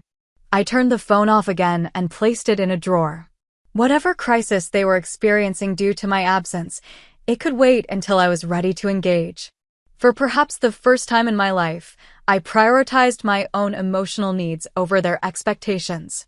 As I drifted off to sleep, I felt something shifting inside me, like tectonic plates realigning after an earthquake. The hurt was still there, but alongside it grew something new: self-respect. The kind that comes not from external validation, but from honoring your own boundaries. My last thought before sleep claimed me was that sometimes the most powerful response isn't a dramatic confrontation, but simply removing yourself from a situation that diminishes you. In walking away without drama, I had finally claimed my adulthood more definitively than any seat at their table could have confirmed. I woke the next morning to sunlight streaming through my bedroom windows. For a moment, I existed in the peaceful space between sleep and full consciousness, before the events of the previous night came flooding back. My first instinct was to check my phone, to see the damage, to begin the familiar cycle of explanation and appeasement. Instead, I made myself a cup of coffee and sat on my small balcony, watching the city come alive below me. Only after finishing my coffee did I retrieve my phone from the drawer. 26 missed calls, 43 text messages, 9 voicemails. The missed calls were primarily from my mother, 12, with others distributed among my father, 3, more than he'd called in the previous year combined, Catherine, 5, James, 2, and Michael, 4. Even Ashley and Megan had each called once. I scrolled through the text messages without opening them. The previews told me enough. They ranged from concerned to confused to angry. My mother's messages had a clear progression from "Where did you go?" to "Call me immediately" to "This behavior is completely unacceptable." I didn't listen to the voicemails. Instead, I sent a brief text to Michael, who had seemed the most genuinely concerned. "I'm fine. Need some time. We'll be in touch when I'm ready." Then I turned my phone off again. That morning, I called my office and requested a week of personal leave. As a newly promoted director who rarely took time off, my request was granted without question. I needed space to process what had happened and what it meant for my relationship with my family going forward. The first 2 days were the hardest. Years of conditioning had trained me to respond immediately to family demands, to smooth things over, to be the peacekeeper. The silence felt both liberating and terrifying. What would happen if I simply refused to play my assigned role? On the 3rd day of my self-imposed exile, I called my therapist, Dr. Larson, whom I'd been seeing on and off for years. She squeezed me in for an emergency session that afternoon. "They sat you at the children's table?"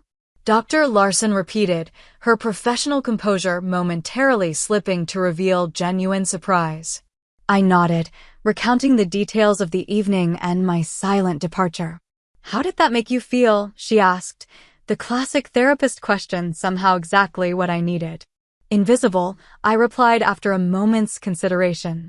Like no matter what I achieve professionally or personally, I'll never be a real adult in their eyes because I'm not married. Dr. Larson nodded. "You've talked before about feeling that your accomplishments aren't valued in your family.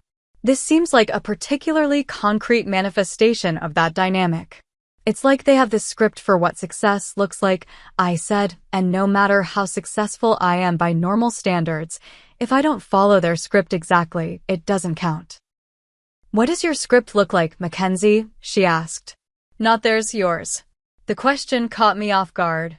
I'd spent so much time trying to earn approval within their value system that I hadn't fully articulated my own. We spent the rest of the session exploring that question, and I left with homework to write my own definition of a successful, meaningful life. That evening, I called Sophie, my closest friend since college. She had been warning me about my family's treatment for years, but I'd always defended them or minimized their behavior. They did what? Sophie exclaimed when I told her about the kids' table. Mac, I don't even have words. I know it sounds ridiculous, I said. If it had happened to someone else, I'd tell them to cut those toxic people out of their life immediately. So why are you holding yourself to a different standard? She asked gently. Because they're family, I answered automatically, then paused.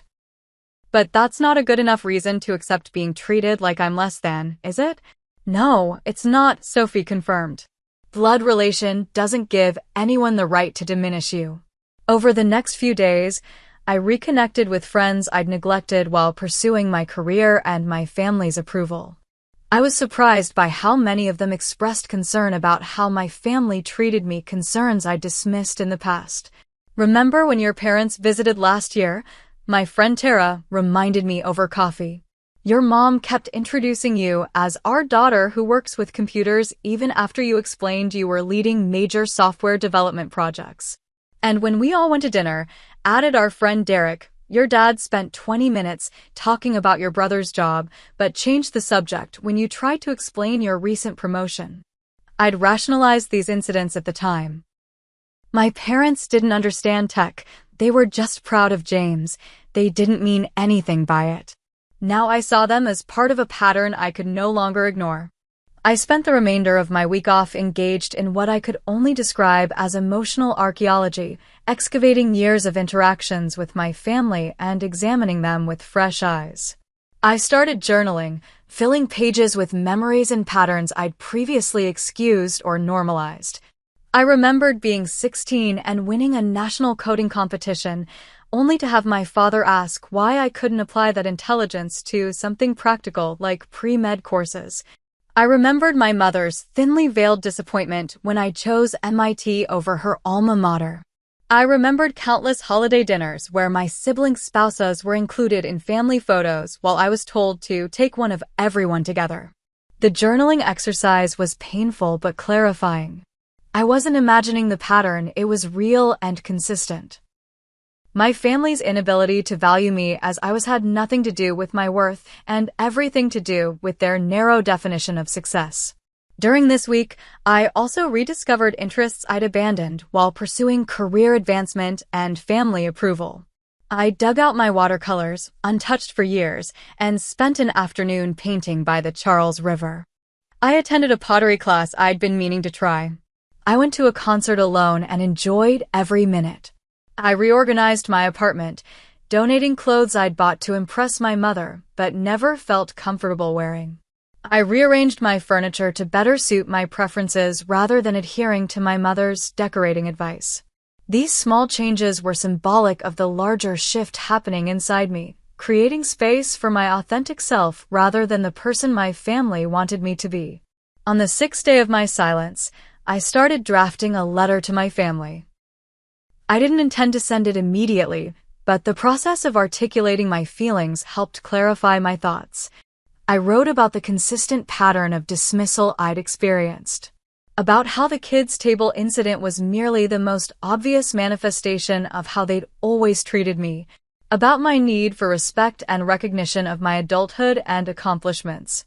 I don't need you to understand my career choices or life decisions, I wrote. I need you to respect that they are mine to make. I don't need you to value what I value, but I need you to respect that my values are valid. I don't need you to approve of my path, but I need you to acknowledge that it is a legitimate path. I didn't send the letter. Not yet. But writing it helped me understand what I needed from my family going forward and what boundaries I needed to establish. By the end of the week, I felt stronger and clearer than I had in years. The hurt hadn't disappeared. I doubted it ever would completely. But it no longer dominated my emotional landscape. Instead, I felt a growing sense of self-trust and determination. On Sunday night, before returning to work, I turned my phone back on, prepared to face whatever awaited me. The deluge of notifications was overwhelming. More missed calls, more texts, even emails. My mother had progressed from anger to concern to outright manipulation. Her last message reading, "Your father's blood pressure is elevated because of your behavior. Is that what you want?" I took a deep breath and reminded myself of the boundaries I'd established during my week of reflection. Then I sent a brief message to the family group chat. "I'm safe and well." I needed time to process what happened at the dinner. "I'll be in touch when I'm ready to discuss it. Please respect my need for space right now." Then I muted the chat, set my phone aside, and prepared for my first day as a director who no longer needed her family's validation to know her worth.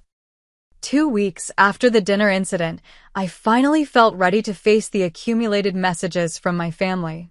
On a Saturday morning, armed with coffee and the emotional fortitude I'd built during my period of silence, I sat down to read through everything. My mother's messages followed a predictable pattern: initial irritation at my rudeness for leaving without saying goodbye, escalating to outright anger. "This is completely unacceptable behavior." Then pivoting to guilt tactics. "We're sick with worry." And finally settling into icy disappointment. "I raised you better than this." My father's texts were brief and businesslike. "Call your mother. This behavior is inappropriate. We expect an explanation." The formal tone couldn't mask the underlying command: fall back in line. James's messages were sparse and formal. "Your departure was noticed. Mother is upset. You should call." No question about whether I was okay. No acknowledgement of why I might have left. Catherine's texts showed more concern. "Mac, are you all right? Let me know you're safe." Then later, "I understand you might have felt uncomfortable, but disappearing isn't the solution. Mom and Dad are really worried." Her messages balanced genuine concern with subtle pressure to conform to family expectations, typical Catherine. Michael's messages surprised me the most. "I get why you left. That kids' table thing was messed up. Let me know if you want to talk." And later, "They're going ballistic about you not responding. Take the time you need, but I'm here when you're ready." I hadn't expected such understanding from any of them. Michael and I had always gotten along well enough, but we'd never been particularly close. His recognition of the situation gave me a glimmer of hope that at least one family member might be capable of seeing my perspective. After reading everything, I responded individually to my siblings. To James, a brief, "I'm fine. Thank you for your concern." To Catherine, a little more, "I appreciate your worry, but I needed space to process how I was treated." To Michael, I sent, "Thanks for understanding. I might take you up on that talk soon." I didn't respond to my parents yet. I needed more time to formulate a response that was neither placating nor inflammatory, a difficult balance with them. 3 days later, as I was leaving my office building, I spotted my parents' Mercedes parked across the street. My stomach dropped. The surprise ambush was a classic Eleanor Campbell tactic, one she'd employed since my childhood whenever she felt I was avoiding necessary discipline. They exited the car when they saw me, both dressed impeccably as always. My mother in a tailored Burberry coat despite the warm weather, my father in one of his custom suits. They looked so out of place among the casually dressed tech workers streaming out of my building. "Mackenzie," my mother called, striding toward me with purpose. "Finally. We've been trying to reach you for weeks." I took a deep breath, centering myself. I sent a message saying I needed space. Space? My father's tone made the word sound ridiculous. You can't just disappear after behaving rudely at an important family event. Several of my colleagues passed by, glancing curiously at the unfolding scene. I had no desire to have this conversation on the sidewalk outside my workplace. "There's a coffee shop around the corner," I said, keeping my voice level. "We can talk there." The cafe was busy enough to provide background noise, but not so crowded that we couldn't find a table in the corner. My parents looked distinctly uncomfortable in the hipster establishment with its mismatched furniture and baristas sporting colorful hair and tattoos. "What is this place?" My mother asked, eyeing a nearby table where a young man with a septum piercing typed on a laptop decorated with stickers. A coffee shop where normal people go, I replied, unable to completely suppress my irritation. What are you doing in Boston? You could have called before coming. We did call. Many times. My father's voice carried that familiar note of authority that had intimidated me throughout my childhood. You chose not to answer. I sent a message explaining that I needed time. Enough about needing time, my mother interrupted. We've come for an explanation. Leaving in the middle of our anniversary dinner without a word? Do you have any idea how embarrassing that was? Mrs. Rothschild asked where you'd gone, and I had no answer. Of course, her primary concern was how my absence had affected her social standing. I left because I was hurt and humiliated, I said directly. You sat me at the children's table, Mother. I'm 29 years old. Don't be so dramatic. It was a practical arrangement. The main table was for couples discussing family business matters. I am family. I have as much right to be involved in family business discussions as anyone else. My father cleared his throat. The discussions primarily concerned matters relevant to established households, estate planning, property investments. I own property, I interrupted. I have investments. I manage a multi-million-dollar budget at work. I was just promoted to director of engineering, not that either of you bothered to ask about my career. There's no need to take that tone, my mother said, looking around as if concerned someone might overhear. We've always supported your computer hobby. It's not a hobby, Mother. It's my career. A successful one. Of course it is, dear, she said dismissively. But family gatherings are about family matters. And I'm not family? The question hung in the air between us. My father looked genuinely confused. Don't be absurd, Mackenzie. Of course you're family. Then why am I consistently treated as less than? Why are my accomplishments dismissed? Why was I seated with children instead of with the other adults in the family? You're being oversensitive, my mother said, reaching for her water glass. As usual. No, I'm not. This has been a pattern my entire life. The kids' table was just the most literal manifestation of how you view me as not quite an adult because I haven't followed your precise definition of success. My parents exchanged a look I knew well. The Mackenzie is being difficult again, look I'd seen throughout my childhood and adolescence. We've always wanted what's best for you, my father said stiffly. No, you've wanted what you think is best for me. What fits your narrative of success? You've never asked what I want or valued what I've achieved on my own terms. My mother's expression hardened. We gave you every advantage. The best schools, every opportunity. If you've chosen a path that's less conventional, that's your prerogative. But don't blame us for the natural consequences. Natural consequences? Being seated with children at a family dinner is not a natural consequence of my career choice or marital status. It's a deliberate exclusion. You're blowing this entirely out of proportion, my father said. It was a seating arrangement, not a judgment. It was both, I insisted. And it's part of a lifelong pattern. When have either of you ever shown genuine interest in my work? When have you ever acknowledged my accomplishments without immediately comparing them to James or Catherine or Michael? They were silent, perhaps genuinely trying to recall such an instance and coming up empty. We don't understand your work, my mother finally said, as if that excused everything. You've never tried to understand it. Or me. More uncomfortable silence followed. My father checked his watch, a gesture I'd seen countless times during conversations he found tedious or challenging. What exactly do you want from us, Mackenzie? He asked. Respect, I answered without hesitation. Recognition that I'm an adult with valid choices and achievements, even if they're different from what you would have chosen. Acknowledgement that my place in this family is equal to my siblings, regardless of whether I'm married or have children. My mother sighed dramatically. If we've given you the impression that we don't respect you, then I suppose we apologize. But disappearing from the dinner and ignoring our calls was childish.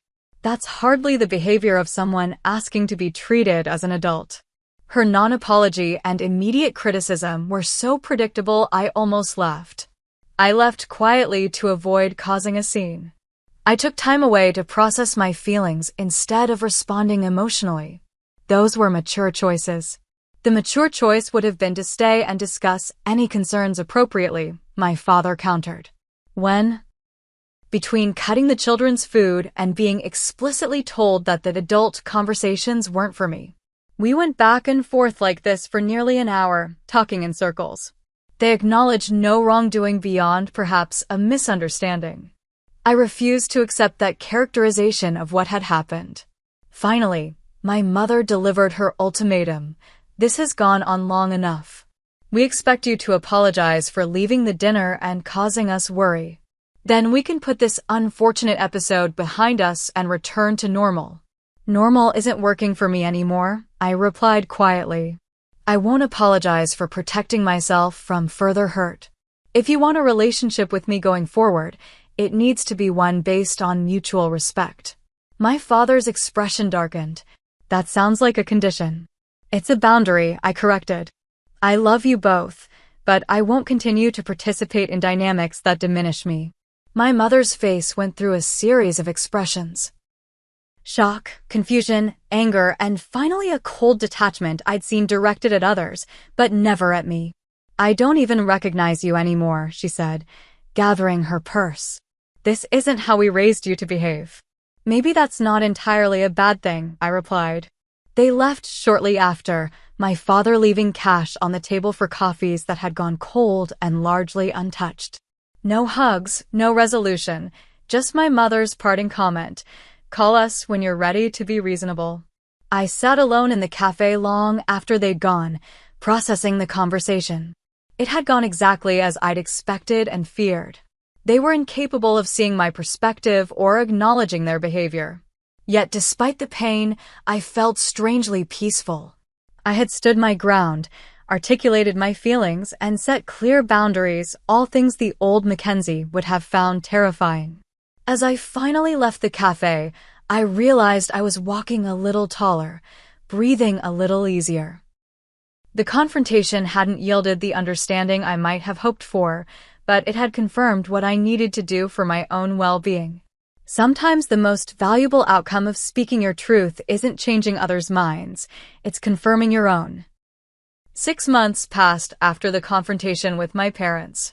Autumn leaves had given way to Boston's first winter snow, and my life had settled into a new rhythm, one defined by my choices rather than my family's expectations. My relationship with my parents remained distant but civil. We exchanged brief texts on holidays and birthdays. They sent an expensive but impersonal gift for Christmas. I called them once a month for short, surface-level conversations. It wasn't the warm, accepting relationship I'd once hoped for, but it was one I could navigate without sacrificing my self-respect. James and I had little contact beyond family logistics. Catherine made occasional efforts, inviting me to lunch when she was in Boston for medical conferences. These meetings were awkward, but not unpleasant. She clearly didn't fully understand my perspective, but was trying in her limited way. My relationship with Michael, surprisingly, had deepened. After the confrontation with our parents, he'd called me. "They're telling everyone you had some kind of breakdown," he'd said without preamble. I had laughed despite myself. Of course they are. For what it's worth, I told them they were wrong. That kids' table thing was messed up. I should have said something that night. That conversation had been the beginning of a new understanding between us. Michael, it turned out, had his own complicated feelings about our family dynamics. As the golden boy who had followed our father's exact career path, he'd experienced a different kind of pressure, the expectation of perfection, the conditional love tied to achievement. We began meeting for dinner every few weeks when his work brought him to Boston. During one of these dinners, he confessed, "Sometimes I envy you for breaking away. I've built my entire life around their definition of success, and some days I wake up wondering if any of it is actually what I want." These conversations gave me an unexpected gift, a genuine relationship with at least one family member, built on honesty rather than performance. Professionally, I continued to thrive. The promotion to director had brought new challenges and opportunities. Without the emotional drain of constantly seeking my family's approval, I had more energy to invest in my work and my team. I received an industry leadership award that the old Mackenzie would have immediately called her parents about, seeking validation they'd never truly give. The new Mackenzie celebrated with friends who genuinely understood the achievement. Speaking of friends, my social circle had expanded and deepened. I joined a support group for adults dealing with family expectations, which met weekly in a community center downtown. Hearing others' stories, some painfully similar to mine, helped me understand that my experience wasn't unique and gave me tools for continuing to navigate my relationship with my parents. Setting boundaries isn't selfish, it's necessary. Gloria, our group facilitator, often reminded us.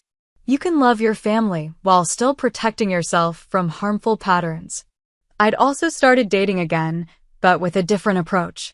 Before, I'd either hidden potential partners from my family, knowing they wouldn't approve, or I'd evaluated them partly through my parents' likely perception. Now I was seeing someone, Brian, a high school music teacher with a warm laugh and thoughtful nature, who the old Mackenzie might have hesitated to introduce to my status-conscious family. The new Mackenzie simply enjoyed his company and the way he listened attentively when I talked about my work, even though he didn't understand all the technical details. As Thanksgiving approached, the inevitable family invitation arrived, a formal email from my mother detailing the schedule, dress code, and sleeping arrangements. I declined politely, explaining I had made other plans. The other plans were real. I'd organized a Friendsgiving at my apartment for others who, for various reasons, weren't spending the holiday with biological family. Sophie was coming, along with several colleagues who lived too far from home to travel for the short holiday, 2 members from my support group, and Brian. The morning of Thanksgiving, I woke early to start preparing. My apartment filled with the sense of roasting turkey and baking pies. Sophie arrived first, arms full of wine bottles and side dishes. Your mom called me yesterday, she announced as she arranged cheese on a platter. She wanted to know if I knew why you weren't coming home for Thanksgiving. I paused in my vegetable chopping. What did you tell her? That she should ask you directly, Sophie replied. Then I said you were hosting your own Thanksgiving for friends and that I was looking forward to it. She didn't like that much. I laughed, but there was a twinge of sadness too. Even after everything, a small part of me still wished for their understanding, their acceptance. Not enough to sacrifice my well-being, but enough to feel the loss of what might have been. Do you regret it? Sophie asked, reading my expression. Setting boundaries with them? I considered the question seriously. No. I regret that it was necessary. I regret that they couldn't give me what I needed. But I don't regret choosing myself. My apartment gradually filled with guests, laughter, and conversation. We ate at mismatched tables pushed together in my living room, using my everyday plates alongside borrowed dishes and disposable options. Some of us dressed up, others came in jeans and sweaters. Nobody cared. During dinner, we went around the table sharing what we were grateful for. When my turn came, I looked at the diverse faces surrounding me, people who accepted me exactly as I was. I'm grateful for chosen family, I said. For the people who see you clearly and love you anyway. For second chances and new beginnings. For the courage to define success on my own terms. Later that evening, after most guests had left and only Sophie and Brian remained to help with cleanup, my phone rang.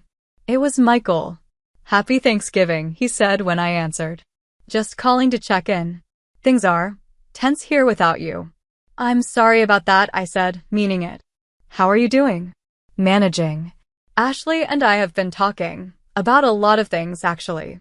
About family patterns we don't want to continue. He paused. Your standing up to Mom and Dad made me think about stuff I've been accepting that I shouldn't. We chatted for a few more minutes before he had to rejoin the family dinner. After hanging up, I felt a complicated mix of emotions: sadness for the ongoing family tension, hope for Michael's growing awareness, pride in my own journey.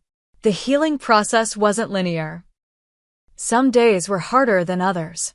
Sometimes I still caught myself seeking approval or measuring my worth by my family's standards. But those moments became less frequent, less powerful. I was learning that family relationships exist on a spectrum. Complete estrangement wasn't necessary, but neither was complete submission to harmful dynamics. I could maintain limited contact on my terms while building a fulfilling life centered on my own values. Perhaps the most important lesson was recognizing that the absence of my parents' approval didn't diminish my accomplishments or worth. Their inability to see and celebrate me spoke to their limitations, not mine.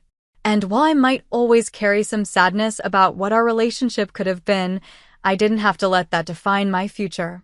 As winter settled over Boston, I looked forward to the year ahead with a sense of peace I'd never known before. Not because everything was perfect, it wasn't. But because I had finally learned to define my own worth rather than outsourcing that judgment to others, even those who had known me longest. The journey wasn't over. Family dynamics don't transform overnight, and old patterns have a way of resurfacing when least expected.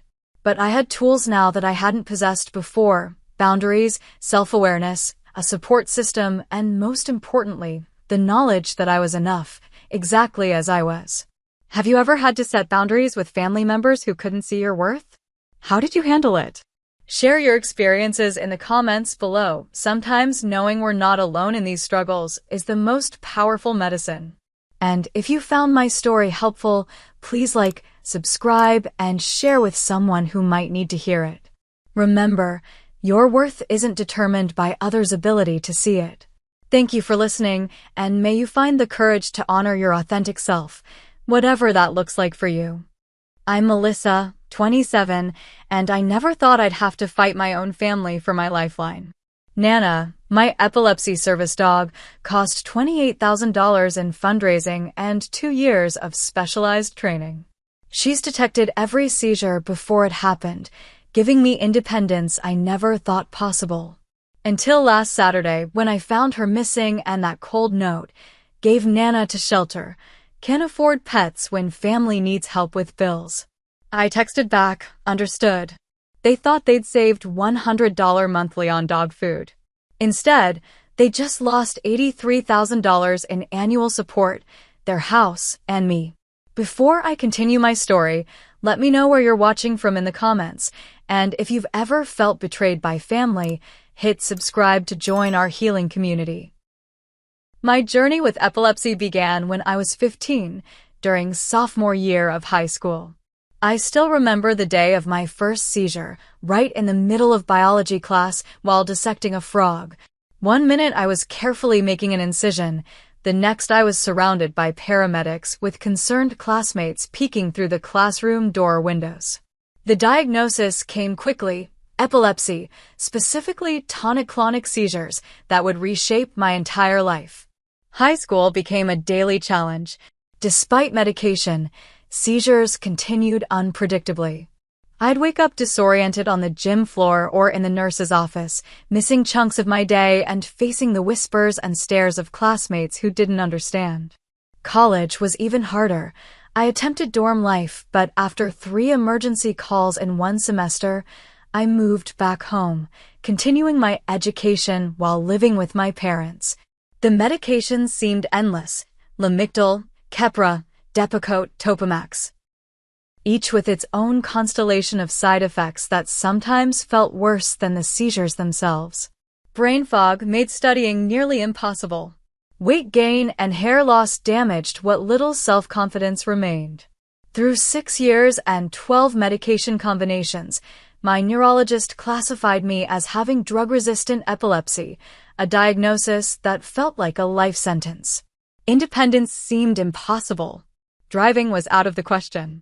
Career options narrowed dramatically: no operating heavy machinery, no high-stress environments, no jobs requiring perfect attention to detail during my foggy periods.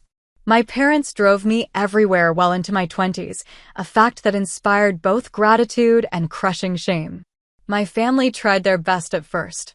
Mom and Dad supported me through the initial diagnosis, attending every neurologist appointment and diligently researching treatment options.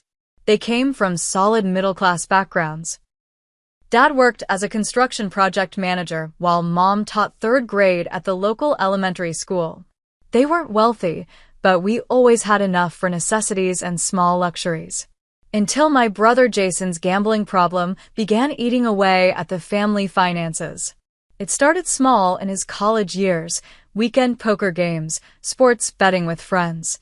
Mom and Dad dismissed it as harmless fun, even when he'd ask for loans to cover rent or car payments. What I didn't know then was that those small loans had ballooned into massive debts that my parents were quietly covering from their retirement savings. The family dynamic shifted subtly. My medical needs became expensive complications while Jason's requests were simply helping him through a rough patch. My medications, averaging $400 monthly after insurance, became dinner table discussion topics about cost-cutting. Meanwhile, no one mentioned the thousands disappearing into Jason's black hole of gambling debts. The idea of a service dog came during my darkest period. After a particularly severe seizure that left me hospitalized for 3 days, my neurologist mentioned that specially trained dogs could detect seizures before they happened, sometimes by up to 45 minutes. This early warning could be life-changing, allowing me to take emergency medication, get to a safe position, or call for help. The research consumed me. Service dogs trained for epilepsy detection were rare and incredibly expensive, $28,000 for a fully trained animal. Insurance wouldn't cover it, considering it an experimental treatment. I launched a fundraising campaign through my local epilepsy support group, church community, and online platforms. For 18 months, I sold homemade candles, organized benefit concerts, and shared my story with anyone willing to listen. Against all odds, we reached the goal. The day I met Nana, a gentle golden retriever with intelligent eyes, changed everything. She completed her basic training at a specialized facility in Colorado, then moved in with me for another 6 months of personalized training. We learned to communicate in subtle ways, her nudging my hand when she sensed chemical changes preceding a seizure, her retrieval of my emergency medication, her positioning herself to break my fall if necessary. The first time Nana alerted me to an oncoming seizure, I was shopping for groceries. She suddenly became agitated, pawing at my leg and giving her distinctive warning whine. I abandoned my cart, made it to my car, took my emergency medication, and called my mom. 20 minutes later, the seizure came, but I was safe, prepared, and for the first time, not terrified. With Nana by my side, independence bloomed. I moved into my own apartment 10 minutes from my parents' home. I secured a remote position as a software quality analyst, working flexible hours that accommodated my medical needs. My seizures didn't stop, but they became manageable disruptions rather than life-halting catastrophes. I visited my parents every weekend, bringing Nana, who they initially welcomed. Dad would slip her treats while Mom pretended not to notice. We settled into a new normal that felt sustainable, until the financial strain of Jason's addiction finally broke through the surface of our family's carefully maintained facade. Last Saturday began like any other visit to my parents' home. Nana and I completed our morning routine, her breakfast, my medications, our short walk around my apartment complex where she greeted her favorite neighbors with dignified tail wags. I packed her service vest, special food, medication, and favorite tennis ball for our overnight stay. The drive to my parents' suburban home took exactly 12 minutes.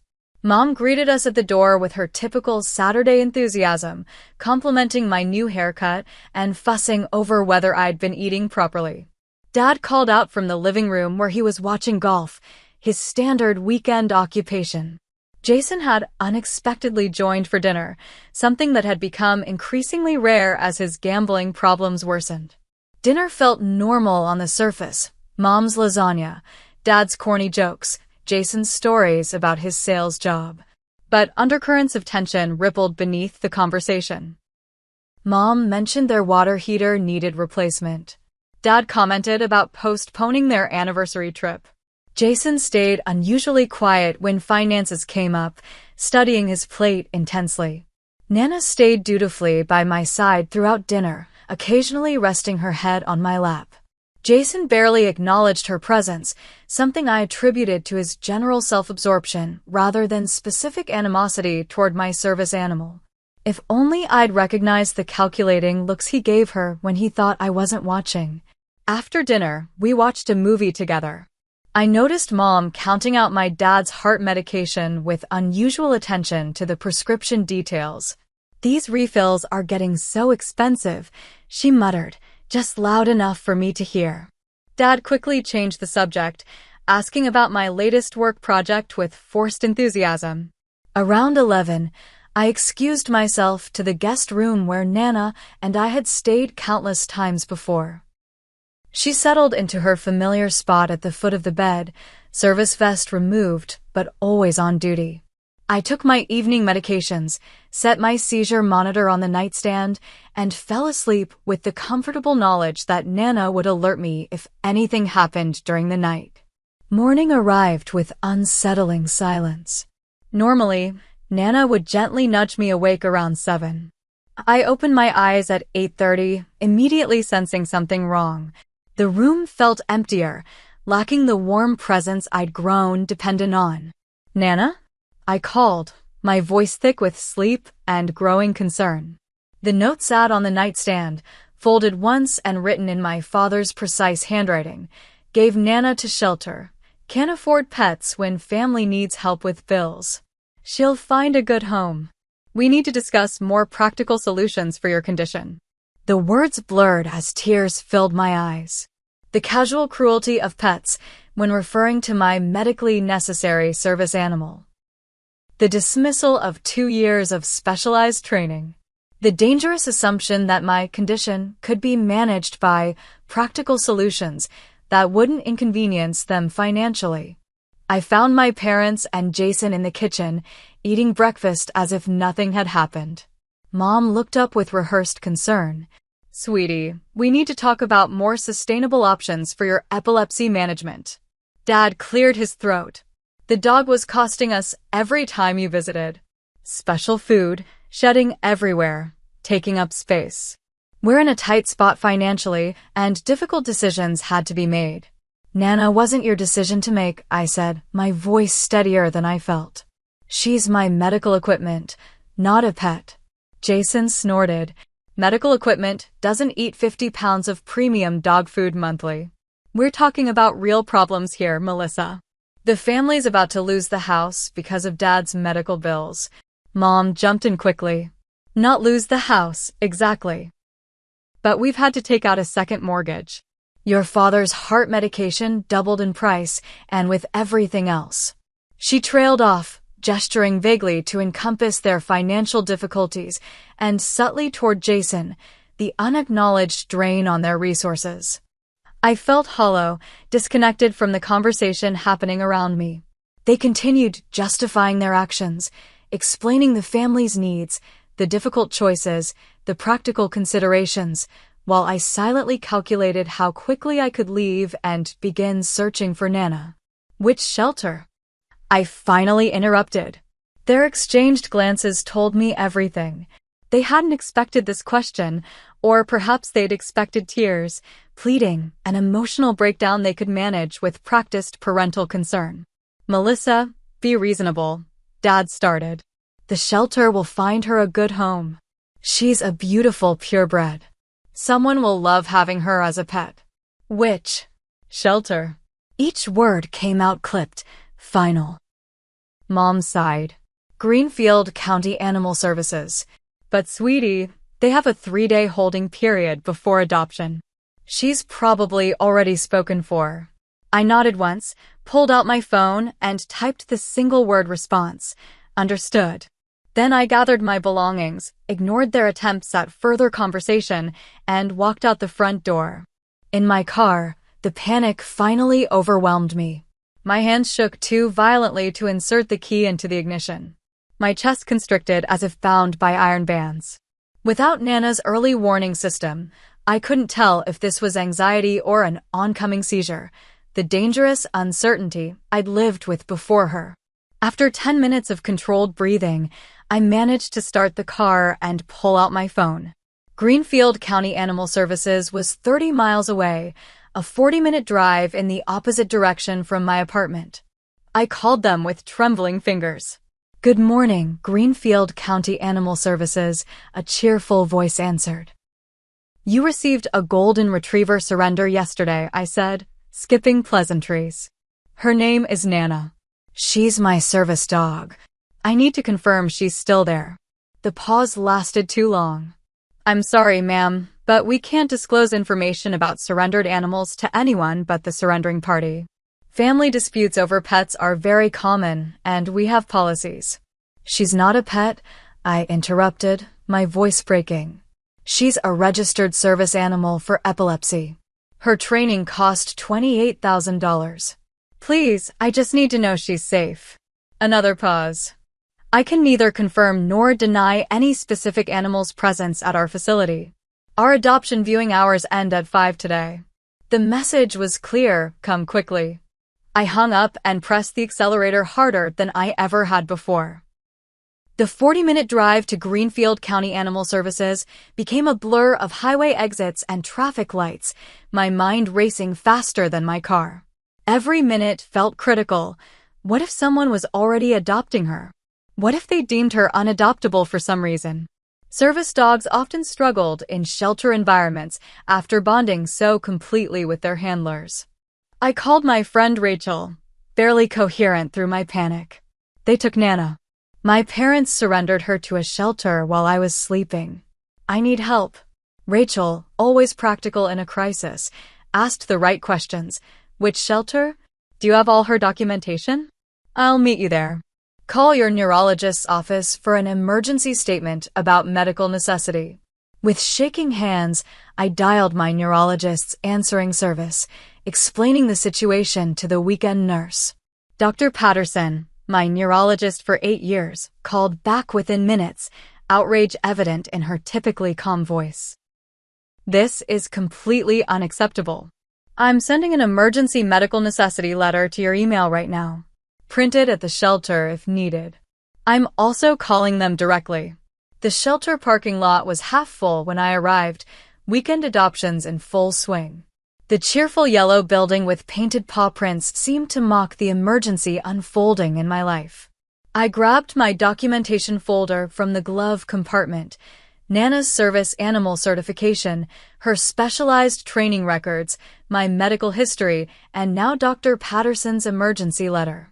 Inside, families wandered between kennels, children pointing excitedly at potential pets. The cacophony of barking, meowing, and excited voices made my already frazzled nerves worse. I approached the front desk, trying to project calm authority despite my internal chaos. "I'm here about a service dog surrender," I said to the young receptionist. "Golden retriever named Nana, brought in yesterday." Her expression shifted to practiced neutrality. "Are you the surrendering party, ma'am?" "No. I'm her handler. She's my registered service dog for epilepsy detection. My parents surrendered her without my knowledge or consent while I was asleep. I'm sorry, but shelter policy prohibits." "This isn't about shelter policy," I interrupted, placing my documentation on the counter. "This is about federal law. Under the Americans with Disabilities Act, Nana is classified as medical equipment. Surrendering her without my consent is conversion of property at minimum and possibly disability discrimination." The receptionist blinked, clearly not trained for the situation. "Let me get the manager." While waiting, Rachel arrived, giving me a fierce hug before standing beside me like a bodyguard. The shelter manager, a tired-looking woman in her 50s named Carol according to her name tag, emerged from the back office. "I understand there's a situation with a surrender," she began cautiously. I repeated my explanation, showing her Nana's documentation and Dr. Patterson's letter. Additionally, my neurologist should have called regarding this matter. Carol nodded slowly. She did. This is unusual. The surrender paperwork was completed by Gordon and Linda Turner. They identified themselves as the owners. They're my parents, and they've never been Nana's legal owners. I have all the original receipts, training documentation, and registration in my name only. I pulled out the fundraising records showing my name as the recipient and purchaser. Carol studied the documents, frowning. Even in complex situations, we have protocols. The animal has been surrendered with signed paperwork. Legally, Rachel interrupted. You're now in possession of stolen medical equipment worth $28,000 and potentially interfering with necessary medical treatment for a person with a disability. Carol held up her hand. I understand the seriousness. Let me take you back to see if this is indeed your service animal. The kennel area smelled of disinfectant and stress. Dogs barked frantically as we passed, all except one. In the last kennel, Nana lay motionless on a thin blanket, her usually bright eyes dull and distant. She didn't respond to the noises around her. A trained service dog's discipline transformed into depression. Nana, I whispered, dropping to my knees outside the kennel door. Her head lifted instantly, eyes focusing on me with such intensity it nearly knocked me backward. A whine built in her throat, followed by her distinct alert bark, the one reserved for finding me after we'd been separated. That's certainly a recognition response, Carol commented, watching our interaction. She's trained to alert to my seizures before they happen, I explained, fingers gripping the kennel door. She can detect chemical changes up to 45 minutes before an episode. Without her, I could have a seizure while driving, cooking, or bathing. She's not just emotional support, she's seizure detection, emergency response, and medical alert all in one.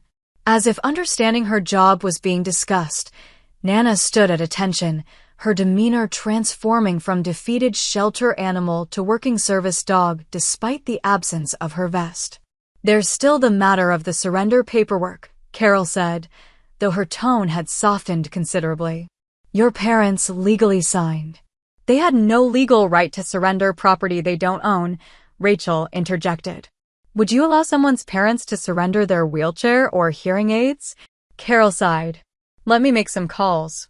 This may take some time to resolve. I'm not leaving without her, I stated firmly. I'll sign whatever temporary custody forms you need, but she's coming home with me today.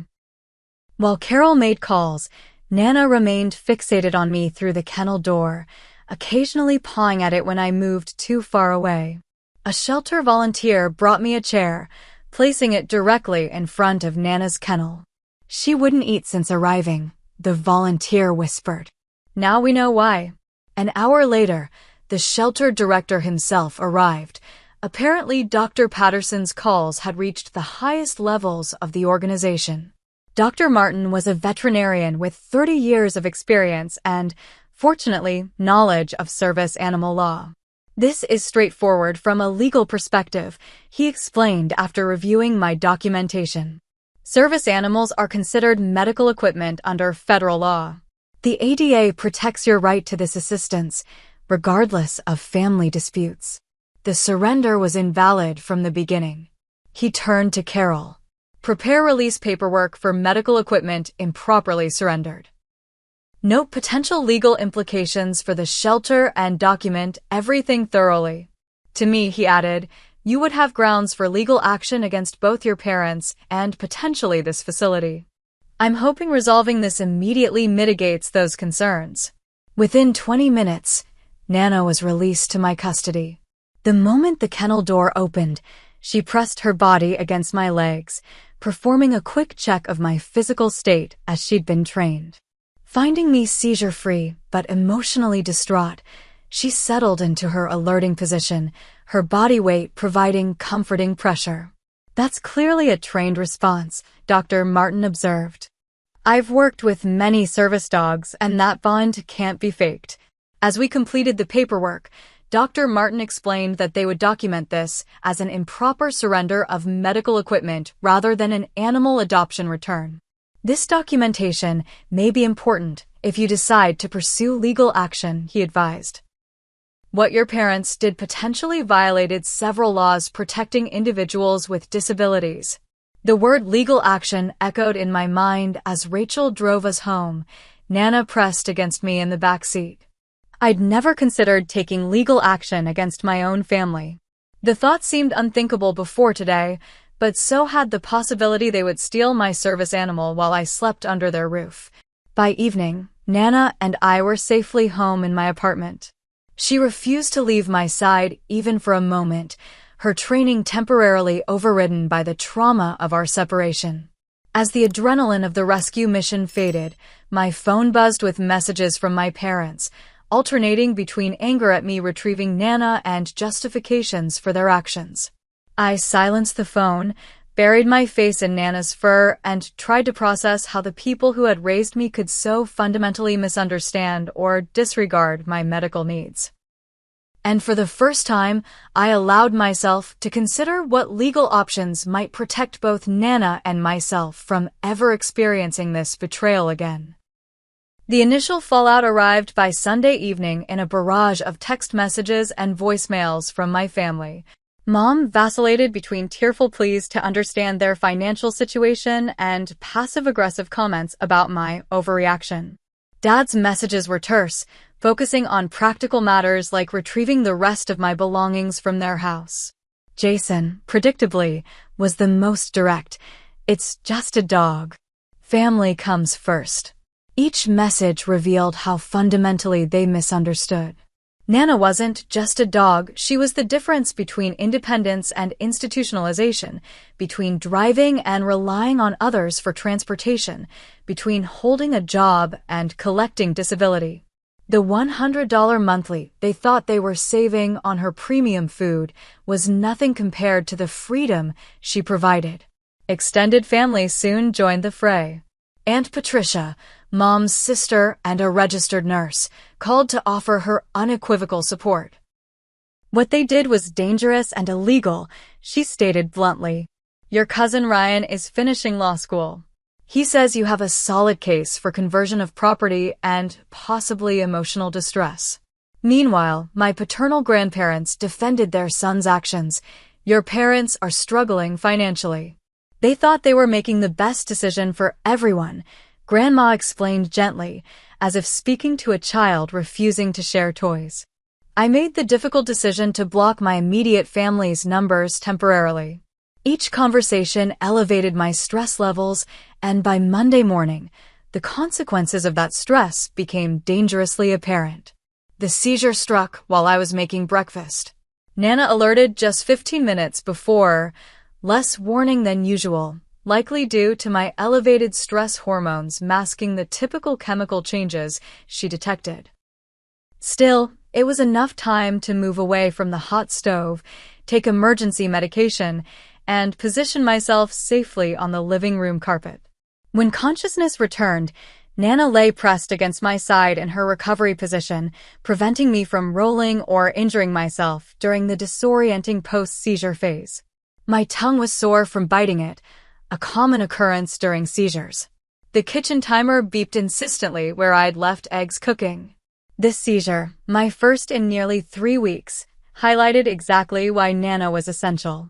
Without her warning, I could have fallen against the stove, been driving, or been alone in the shower. The potential consequences ranged from minor burns to fatal accidents. My neurologist fit me in for an emergency appointment that afternoon. Dr. Patterson documented the seizure and its probable connection to the emotional trauma of the weekend's events. The medical literature is clear that stress is a significant seizure trigger for many epilepsy patients, she explained, updating my chart. What your parents did directly endangered your health by both removing your seizure alert system and inducing extreme stress. She printed an updated medical necessity letter for my records. This clearly states that separation from your service animal constitutes a direct threat to your health and safety. I've included citations to relevant medical studies and detailed your specific case history. As we discussed medication adjustments to manage the stress-induced increase in seizure activity, Dr. Patterson asked the question I'd been avoiding: have you considered legal action? What they did wasn't just hurtful, it was potentially life-threatening. The following day, I met with a disability rights advocate recommended by my epilepsy support group. Sandra Carter had 20 years of experience navigating the complex legal landscape of disability accommodations and service animal rights. Let's break down exactly what Nana provides, Sandra suggested, opening a spreadsheet on her tablet. Then we'll calculate what these services would cost without her. We listed each function: seizure detection 30 to 45 minutes prior to episodes, emergency medication retrieval, alerting others during a seizure, providing stabilization during and after episodes, preventing injury during falls, and offering mobility support during post-seizure confusion. Now for the financial reality, Sandra continued.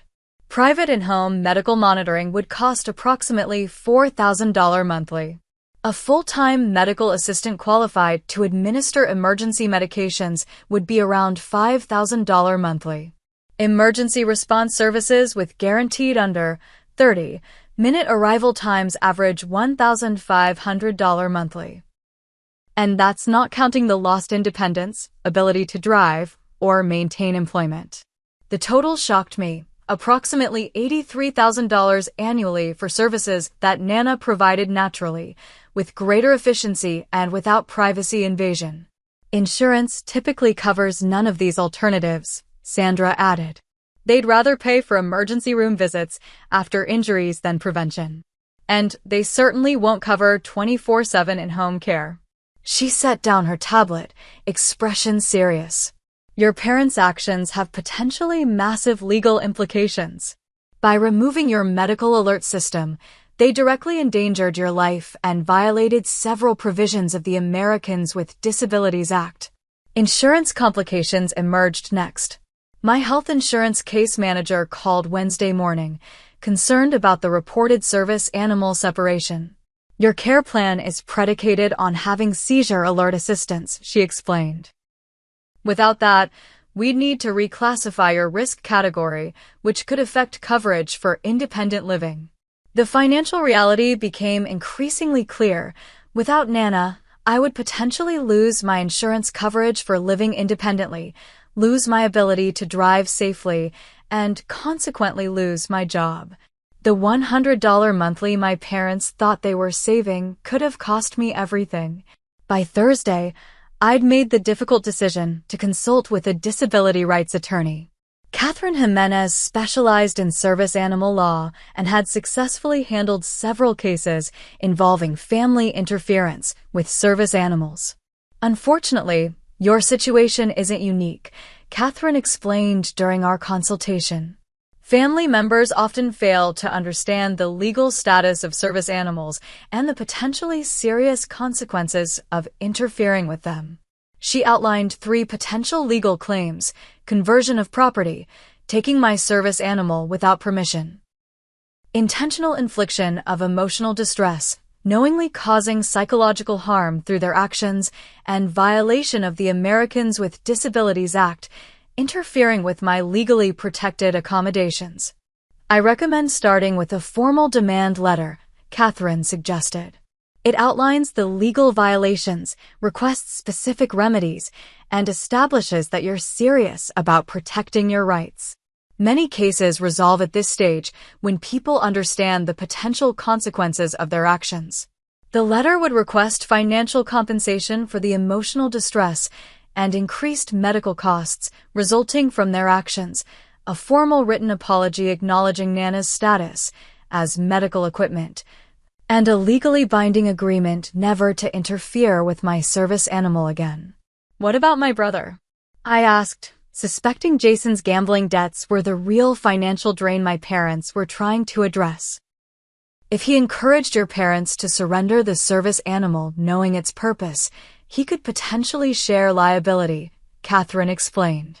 Family dynamics are complicated, but the law regarding service animals is quite clear.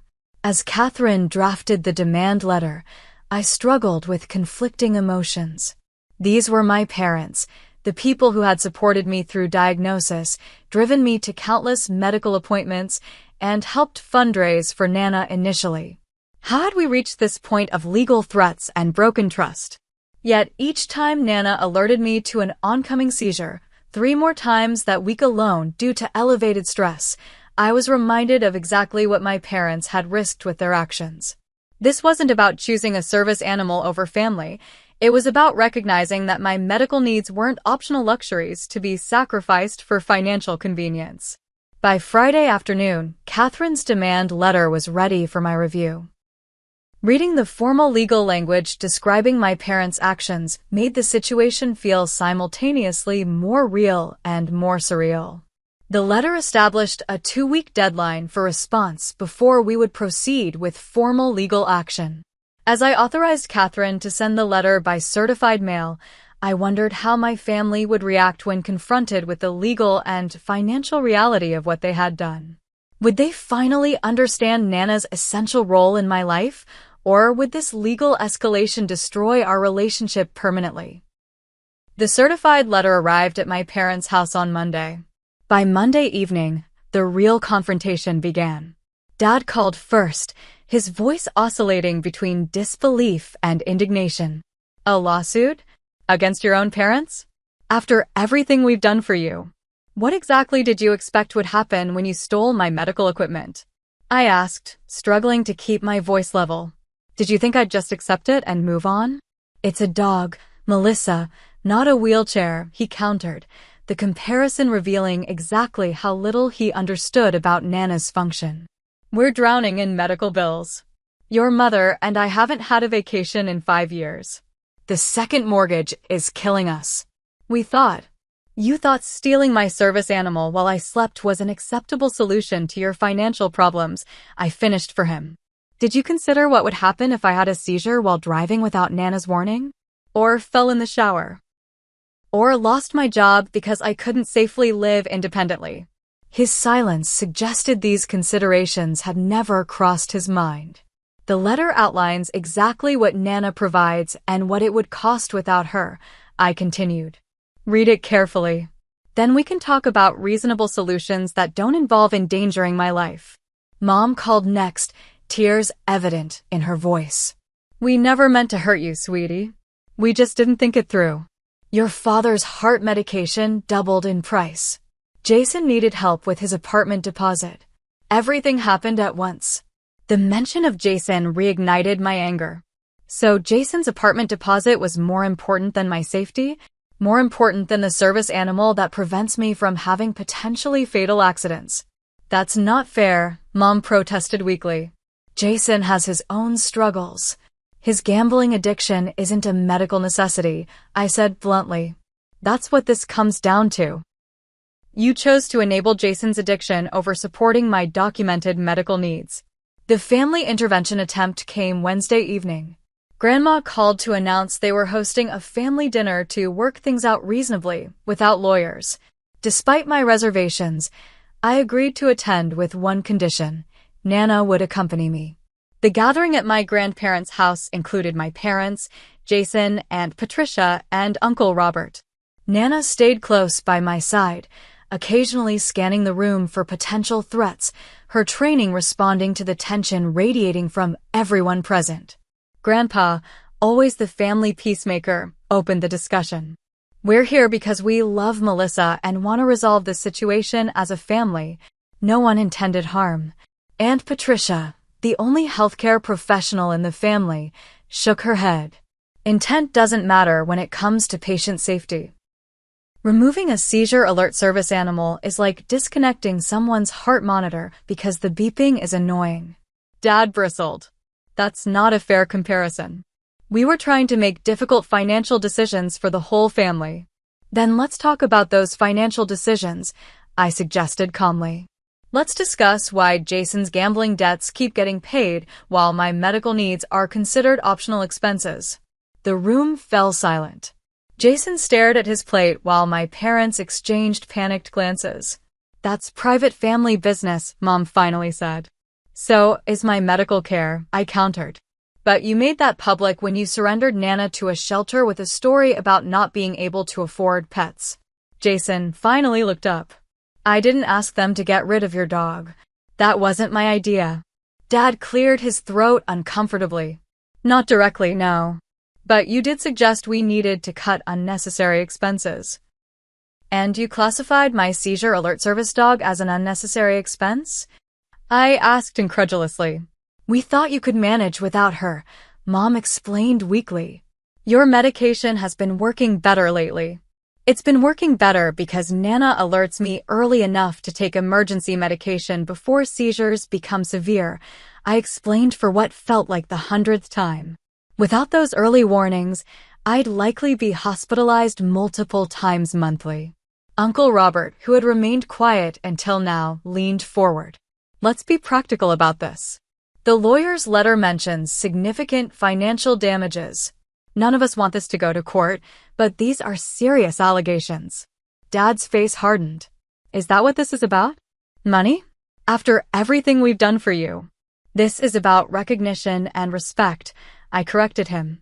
Recognition that Nana is essential medical equipment, not a pet. Respect for my right to live independently with appropriate accommodations for my disability. And if we can't afford these damages? Dad asked, making air quotes around the word. The letter outlines options, I said. Financial compensation is only one possibility. I'm also requesting a formal acknowledgement of Nana's status and a legally binding agreement not to interfere with my service animal again. This feels like extortion, Jason muttered. Aunt Patricia fixed him with a stern look. No, this is consequences. Actions have them. Taking someone's medically necessary service animal has legal and financial consequences. The conversation deteriorated from there. Mom cried. Dad made ultimatums. Jason alternated between defensiveness and accusation. Through it all, Nana remained alert at my side, occasionally pressing against my leg when my heart rate elevated, performing her job flawlessly despite the chaos around her. Finally, Dad issued his ultimatum. Drop this legal nonsense or consider yourself no longer part of this family. We won't be blackmailed by our own daughter. I stood slowly, gathering Nana's leash. I've brought documentation of every time Nana has alerted to seizures in the past month. 15 alerts, potentially 15 emergency room visits prevented. I've brought statements from my neurologist, my employer accommodations paperwork, and insurance coverage details explaining how Nana makes my independent living possible. I placed the folder on the table. Read these. Understand what Nana actually provides. Then consider what would have happened if I'd had a seizure while driving after you took her. I turned to leave, then paused. And understand this. Without Nana, I cannot work. Without work, I cannot pay rent. Without independent living, I would need to apply for disability benefits and subsidized housing. The financial support you occasionally provide would become full financial responsibility. The $100 monthly you thought you were saving on dog food would turn into thousands in necessary support. As Nana and I walked out, I delivered my own ultimatum. You have until the deadline in the letter to acknowledge your mistake and make it right. After that, this becomes a legal matter rather than a family one. The drive home was silent except for Nana's occasional comforting whine. I wondered if I'd just permanently severed my relationship with my family over what they still saw as just a dog. But every time I glanced at Nana, alert and watchful in the passenger seat, I was reminded of what was really at stake: my independence, safety, and dignity. 3 days after the disastrous family meeting, disaster struck in the form of my worst seizure in years. I was working from home, Nana resting beside my desk chair, when she suddenly became intensely alert. Her warning behavior was unusually urgent, pawing at my leg, whining sharply, and tugging at my sleeve toward the couch. The intensity suggested an oncoming seizure, more severe than usual. I barely had time to activate the seizure response function on my smartwatch, take emergency medication, and position myself safely before consciousness slipped away. What happened next I know only from medical reports and the smartwatch data. The seizure lasted over 4 minutes, dangerously long and classified as status epilepticus, a condition that can cause permanent brain damage or death if not promptly treated. Nana, trained for this worst-case scenario, activated my emergency response system by pressing the specialized button on my smart device with her paw, something she'd been trained to do only in severe situations. When paramedics arrived 7 minutes later, they found Nana performing her post-seizure protocols, keeping me on my side in recovery position, preventing me from injuring myself during the disoriented phase, and barking intermittently to attract attention from neighbors. I regained consciousness in the ambulance, confused and unable to speak coherently. Nana had been allowed to accompany me due to her service animal vest and the paramedics' recognition of her critical role. She lay pressed against me on the gurney, a constant familiar presence through the disorienting emergency. At the hospital, Dr. Patterson was called in as my neurologist. Her assessment was unequivocal. This seizure could have been fatal without the service animal's intervention. The emergency medication administered during the warning phase likely prevented brain damage, and the emergency response activation ensured timely medical intervention. She documented everything thoroughly, adding to the growing medical record supporting Nana's essential role.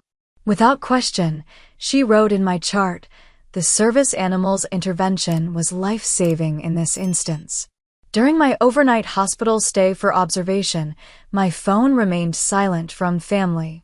No one had been notified of my hospitalization. I'd removed my parents from my emergency contacts after the shelter incident, replacing them with Rachel and Aunt Patricia.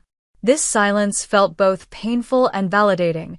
They remained unaware of how close I'd come to severe injury or death without Nana's intervention. The next morning, Dr. Patterson provided a detailed letter for my legal case. This incident conclusively demonstrates the life-saving function of your service animal, she explained.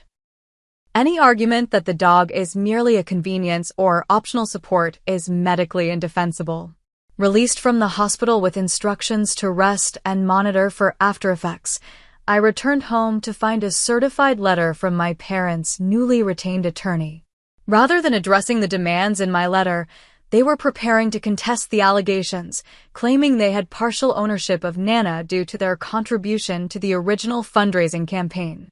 The legal escalation felt inevitable but still painful. Catherine filed the formal lawsuit the following day, including the new medical documentation from my hospitalization. The filing included claims for conversion of property, intentional infliction of emotional distress, and violation of disability protection laws. What I hadn't anticipated was media interest.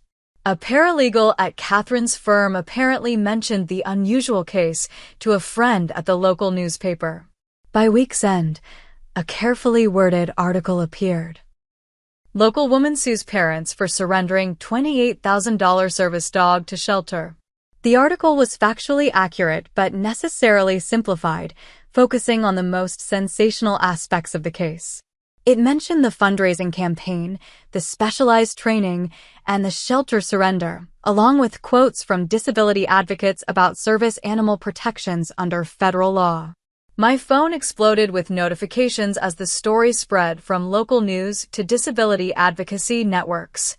The National Epilepsy Foundation reached out offering legal support. Service dog training organizations contacted Catherine about providing expert testimony. My inbox filled with messages from other people with disabilities sharing similar stories of family members not understanding or respecting their accommodations. The publicity had an unexpected effect on my parents. Dad called for the first time since our confrontation, his voice subdued. The newspaper makes us sound like monsters, he said quietly. The newspaper reported facts, I replied, too exhausted from my recent hospitalization for anger. You took my medical equipment without consent and surrendered it to a shelter. Those are simply facts. Your mother hasn't stopped crying since the article came out, he continued. Her principal called her in for a meeting. People at church are asking questions. This isn't just between us anymore.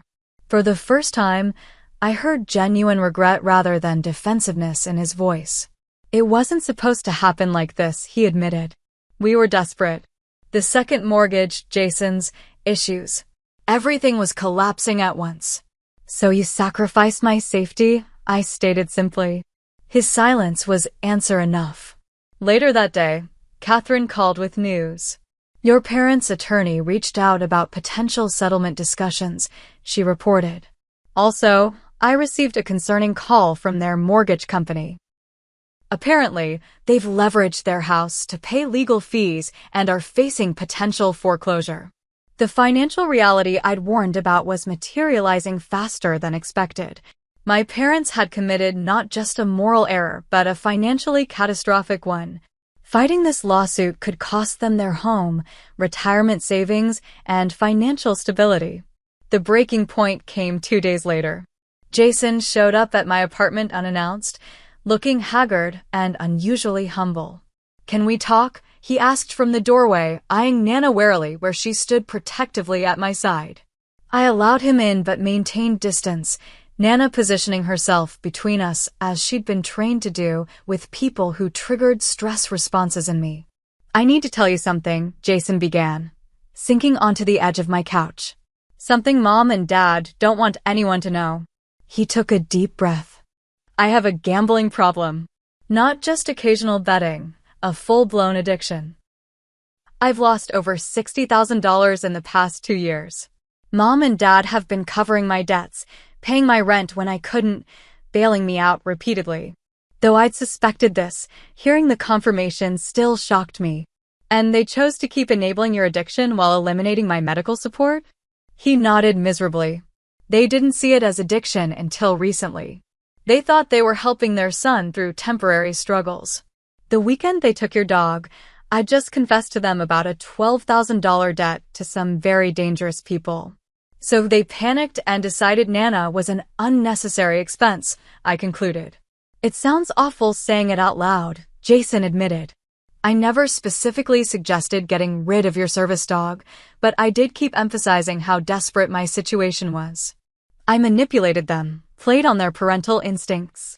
He looked up, finally meeting my eyes. The lawsuit is going to ruin them financially. They've mortgaged everything, borrowed from their retirement accounts. Dad's talking about declaring bankruptcy. The moment of truth crystallized with painful clarity. My parents were on the verge of financial ruin, partly from enabling Jason's addiction, partly from medical expenses, and now from legal fees fighting a battle they couldn't win. And Jason, for the first time, was acknowledging his role in the family's dysfunction. What do you want from me? I asked quietly. Nothing I deserve, he replied. But Mom and Dad are asking if you'd consider meeting at the hospital tomorrow. Just talking, with Dr. Patterson present as a neutral medical authority. No lawyers. I considered refusing, protecting myself from further manipulation. But beneath the anger and hurt remained the complicated love of family, imperfect, sometimes toxic, but still the people who had shaped my life. I'll think about it, I said finally. But I need something from you first. Anything, Jason promised quickly. Call your gambling helpline right now, from my apartment, where I can hear you. Make an appointment with a counselor. Then show me confirmation. His face registered surprise, followed by resignation. He pulled out his phone, searched for the National Gambling Addiction Hotline, and made the call right there in my living room. 20 minutes later, he had an appointment with a counselor and had registered for a support group. It's a start, I acknowledged. Tell Mom and Dad I'll meet them tomorrow. But Nana comes with me, Dr. Patterson will be present, and I'm not dropping the lawsuit without significant changes from all of you. As Jason left, I wondered whether this family crisis might finally force the changes we'd all needed for years: accountability for Jason, financial reality for my parents, and recognition of my medical needs as non-negotiable necessities. The lawsuit had pushed us to the breaking point, but perhaps that's where healing could finally begin. The hospital conference room felt neutral and clinical, an appropriate setting for the difficult conversation ahead. Dr. Patterson had arranged for us to use the Epilepsy Center's family counseling space, complete with comfortable chairs and privacy. My parents arrived looking diminished somehow. Dad's confident posture had collapsed into a weary stoop. Mom's usually perfect appearance showed signs of neglect. Unpainted nails, minimal makeup, clothing chosen for comfort rather than appearance. Jason accompanied them, standing slightly apart as if unsure of his welcome in this fragile peace negotiation. Nana settled beside my chair in her working position, alert but calm. Dr. Patterson sat at the head of the small conference table, medical files open before her, embodying professional neutrality. "Thank you all for coming," she began. "I've agreed to facilitate this discussion at Melissa's request, but I want to be clear that my primary concern is her medical well-being. With that said, I believe family support is an important component of managing any chronic condition." Dad cleared his throat. "Before anything else, I need to say something." He looked directly at me for the first time since entering. "We were wrong. Completely, inexcusably wrong. What we did endangered your life, violated your rights, and betrayed your trust. There's no justification, only context." The simple acknowledgement, delivered without defensiveness or qualification, loosened something tight in my chest. Mom reached across the table, stopping just short of touching my hand. "We've read everything. The medical records, the service dog certification, the financial breakdowns. We didn't understand, truly. We saw Nana as a pet, an emotional support, but not as essential medical equipment. The seizure reports were." Dad's voice cracked. "Knowing how close you came to serious injury or worse, and that we contributed to that risk. I'll never forgive myself." Jason spoke next. "I've been in counseling for 3 days. Not nearly enough, but enough to recognize how my addiction affected everyone. I manipulated Mom and Dad, created financial crises, then let the consequences fall on you." Dr. Patterson nodded appreciatively. "Acknowledgement is the first step. Now we need to discuss practical solutions and protections moving forward." I'd prepared for this moment, consulting with both Catherine and Sandra about reasonable terms for potential settlement. "I have 3 non-negotiable conditions," I stated calmly. "First, legal recognition of Nana's status as medical equipment and a binding agreement never to interfere with my service animal again." My parents nodded immediately. "Second, family education. All of you will complete the Service Animal Handler Family Training Program at the Epilepsy Foundation. It's 6 sessions that explain exactly what Nana does, how she works, and legal protections for service animals." "We'll do it," Mom agreed quickly. "Third, Jason's recovery becomes a family priority equal to my medical management." I turned to my brother. "That means addiction counseling, gambling restriction apps on your devices, financial transparency, and no more bailouts that compromise anyone's health or safety." Jason swallowed hard. "I've already started. I've given Mom and Dad complete access to my bank accounts, installed blocking software, and scheduled therapy 3 times weekly." Dad added, "We've frozen our credit, changed all financial passwords, and contacted a financial advisor specializing in addiction recovery. We're learning to stop enabling." These were positive steps, but I needed to address the lawsuit directly. These conditions address future behavior, but there's still the matter of legal consequences for what already happened. Mom's eyes filled with tears. "We'll accept whatever financial penalties are required. The house is already mortgaged to the limit, but we can sell it, access retirement funds early." "That's not what I want," I interrupted. "Financial devastation won't help any of us. I've discussed alternative settlement terms with my attorney." I outlined the agreement Catherine had helped draft. My parents would make a modest monthly payment toward a medical trust for my ongoing care. Jason would perform community service hours at the Service Dog Training Center where Nana had been trained. Most importantly, they would participate in creating educational materials for families about service animal rights and responsibilities. This isn't about punishment, I explained. It's about ensuring this doesn't happen to someone else's service animal because their family didn't understand. The relief on their faces was palpable. Dad reached for his wallet, extracting a folded document. "We've already started," he said, passing me the paper. It's a notarized statement acknowledging Nana's status as medical equipment and our commitment to respecting disability accommodations. We had our attorney draft it yesterday. The document represented a first step, small but significant. It showed initiative rather than mere compliance, suggesting genuine commitment to change. Dr. Patterson smiled slightly. "I believe we have the foundation for moving forward." "Melissa, are you comfortable with these initial steps?" I nodded, feeling the weight of anger beginning to lighten. "I'll have Catherine draw up formal settlement terms. But yes, this is a start." The legal resolution came together over the following weeks. Catherine worked with my parents' attorney to create a settlement agreement that protected my rights without financially destroying my family. The financial obligations were manageable, a small monthly payment into a medical trust for future care needs. The educational requirements were more substantial. Family therapy focusing on disability understanding, community service hours, and participation in creating a guide for families of service animal handlers. More difficult was rebuilding personal relationships after such fundamental betrayal. The first family dinner after this settlement felt awkward and strained.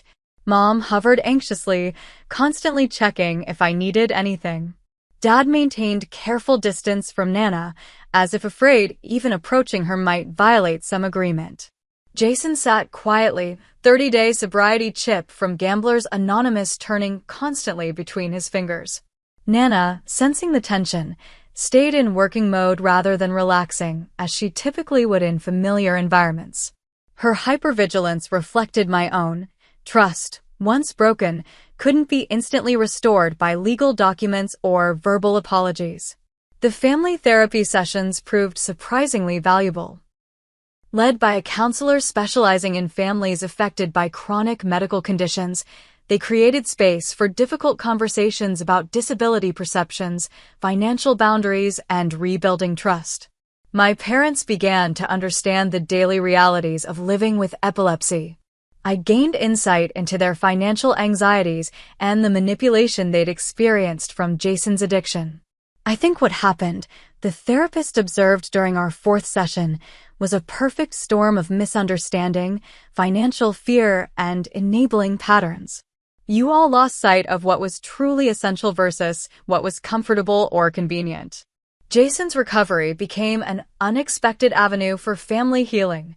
His commitment to gambling addiction treatment revealed a determination none of us had witnessed before. When he began volunteer work at the Service Dog Training Center, initially as part of his settlement obligations, but continuing long after his required hours were completed, he developed genuine appreciation for the animal's capabilities. I watched a dog alert to a blood sugar drop 30 minutes before the handler's monitor detected it, he told me with astonishment after one volunteer shift. It wasn't training or tricks. These animals are performing medical miracles. 6 months after the shelter incident, my parents sold their oversized family home, not due to financial necessity as initially feared, but as a conscious choice to downsize into a more manageable property. The excess from the sale went partly toward Jason's gambling debts and partly into my medical trust. "We should have done this years ago," Mom admitted as we packed photo albums in their living room. We kept trying to maintain appearances while everything crumbled underneath. The house became more important than the people living in it. The educational materials we created together became unexpectedly impactful. What began as a settlement obligation evolved into a passion project, a comprehensive guide for families of service animal handlers explaining legal protections, proper interactions, and the critical distinction between pets and working animals. Several disability advocacy organizations adopted the materials for their websites, and the local school district implemented them in staff training. As months passed, Nana and I settled into a new relationship with my family. Trust rebuilt slowly, in small moments of respect and understanding. Dad began carrying backup supplies for Nana in his car, her special food, extra medication, spare service vest. Mom stopped referring to her as the dog and used her name instead, acknowledging her working status. Jason asked appropriate questions about her training and capabilities, genuinely interested rather than dismissive. At the 1-year mark after the incident, we gathered for a quiet celebration of progress. Not perfect healing. The scars remained visible in moments of hesitation or careful phrasing, but genuine growth nonetheless. I've been thinking about what this experience taught me, I said as we finished dinner. Initially, I thought it was about standing up for myself, demanding respect for my medical needs. Dad nodded encouragingly. But the deeper lesson was about communication and education, I continued. You didn't understand what Nana truly provides because I never fully explained it. I assumed this certification and training would speak for themselves. We should have asked better questions, Mom acknowledged. Instead of seeing the cost, we should have seen the value. Jason, now 14 months sober from gambling, added his perspective. I've learned that addiction makes you completely self-centered. I couldn't see beyond my own needs, so I certainly couldn't recognize yours. As Nana rested her head on my lap, no longer in constant working mode around my family, I reflected on our journey. The legal battle had been necessary but insufficient for true healing. The harder work had been rebuilding trust, establishing boundaries, and creating understanding.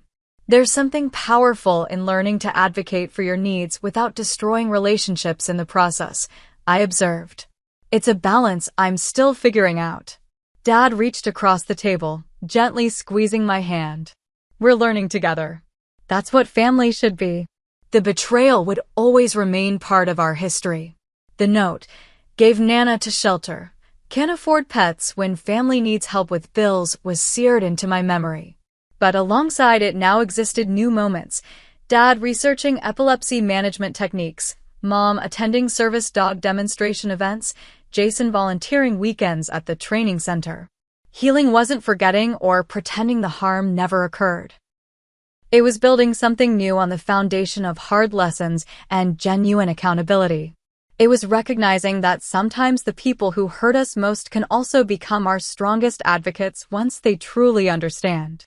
As I watch Nana sleeping peacefully beside me now, no longer vigilant around my family, I realize that true healing happens when protection no longer requires constant defense. The boundaries remain, but the walls between us have slowly lowered, allowing connection without compromising safety. Have you ever had to make difficult choices between family loyalty and self-protection? I'd love to hear your experiences in the comments below. Sometimes the hardest part of any journey is knowing when to draw boundaries and when to offer second chances. If my story resonated with you, please subscribe and share with someone who might need to hear that advocating for your needs isn't selfish. It's essential. Thank you for listening, and remember, sometimes the most profound healing begins with the word no.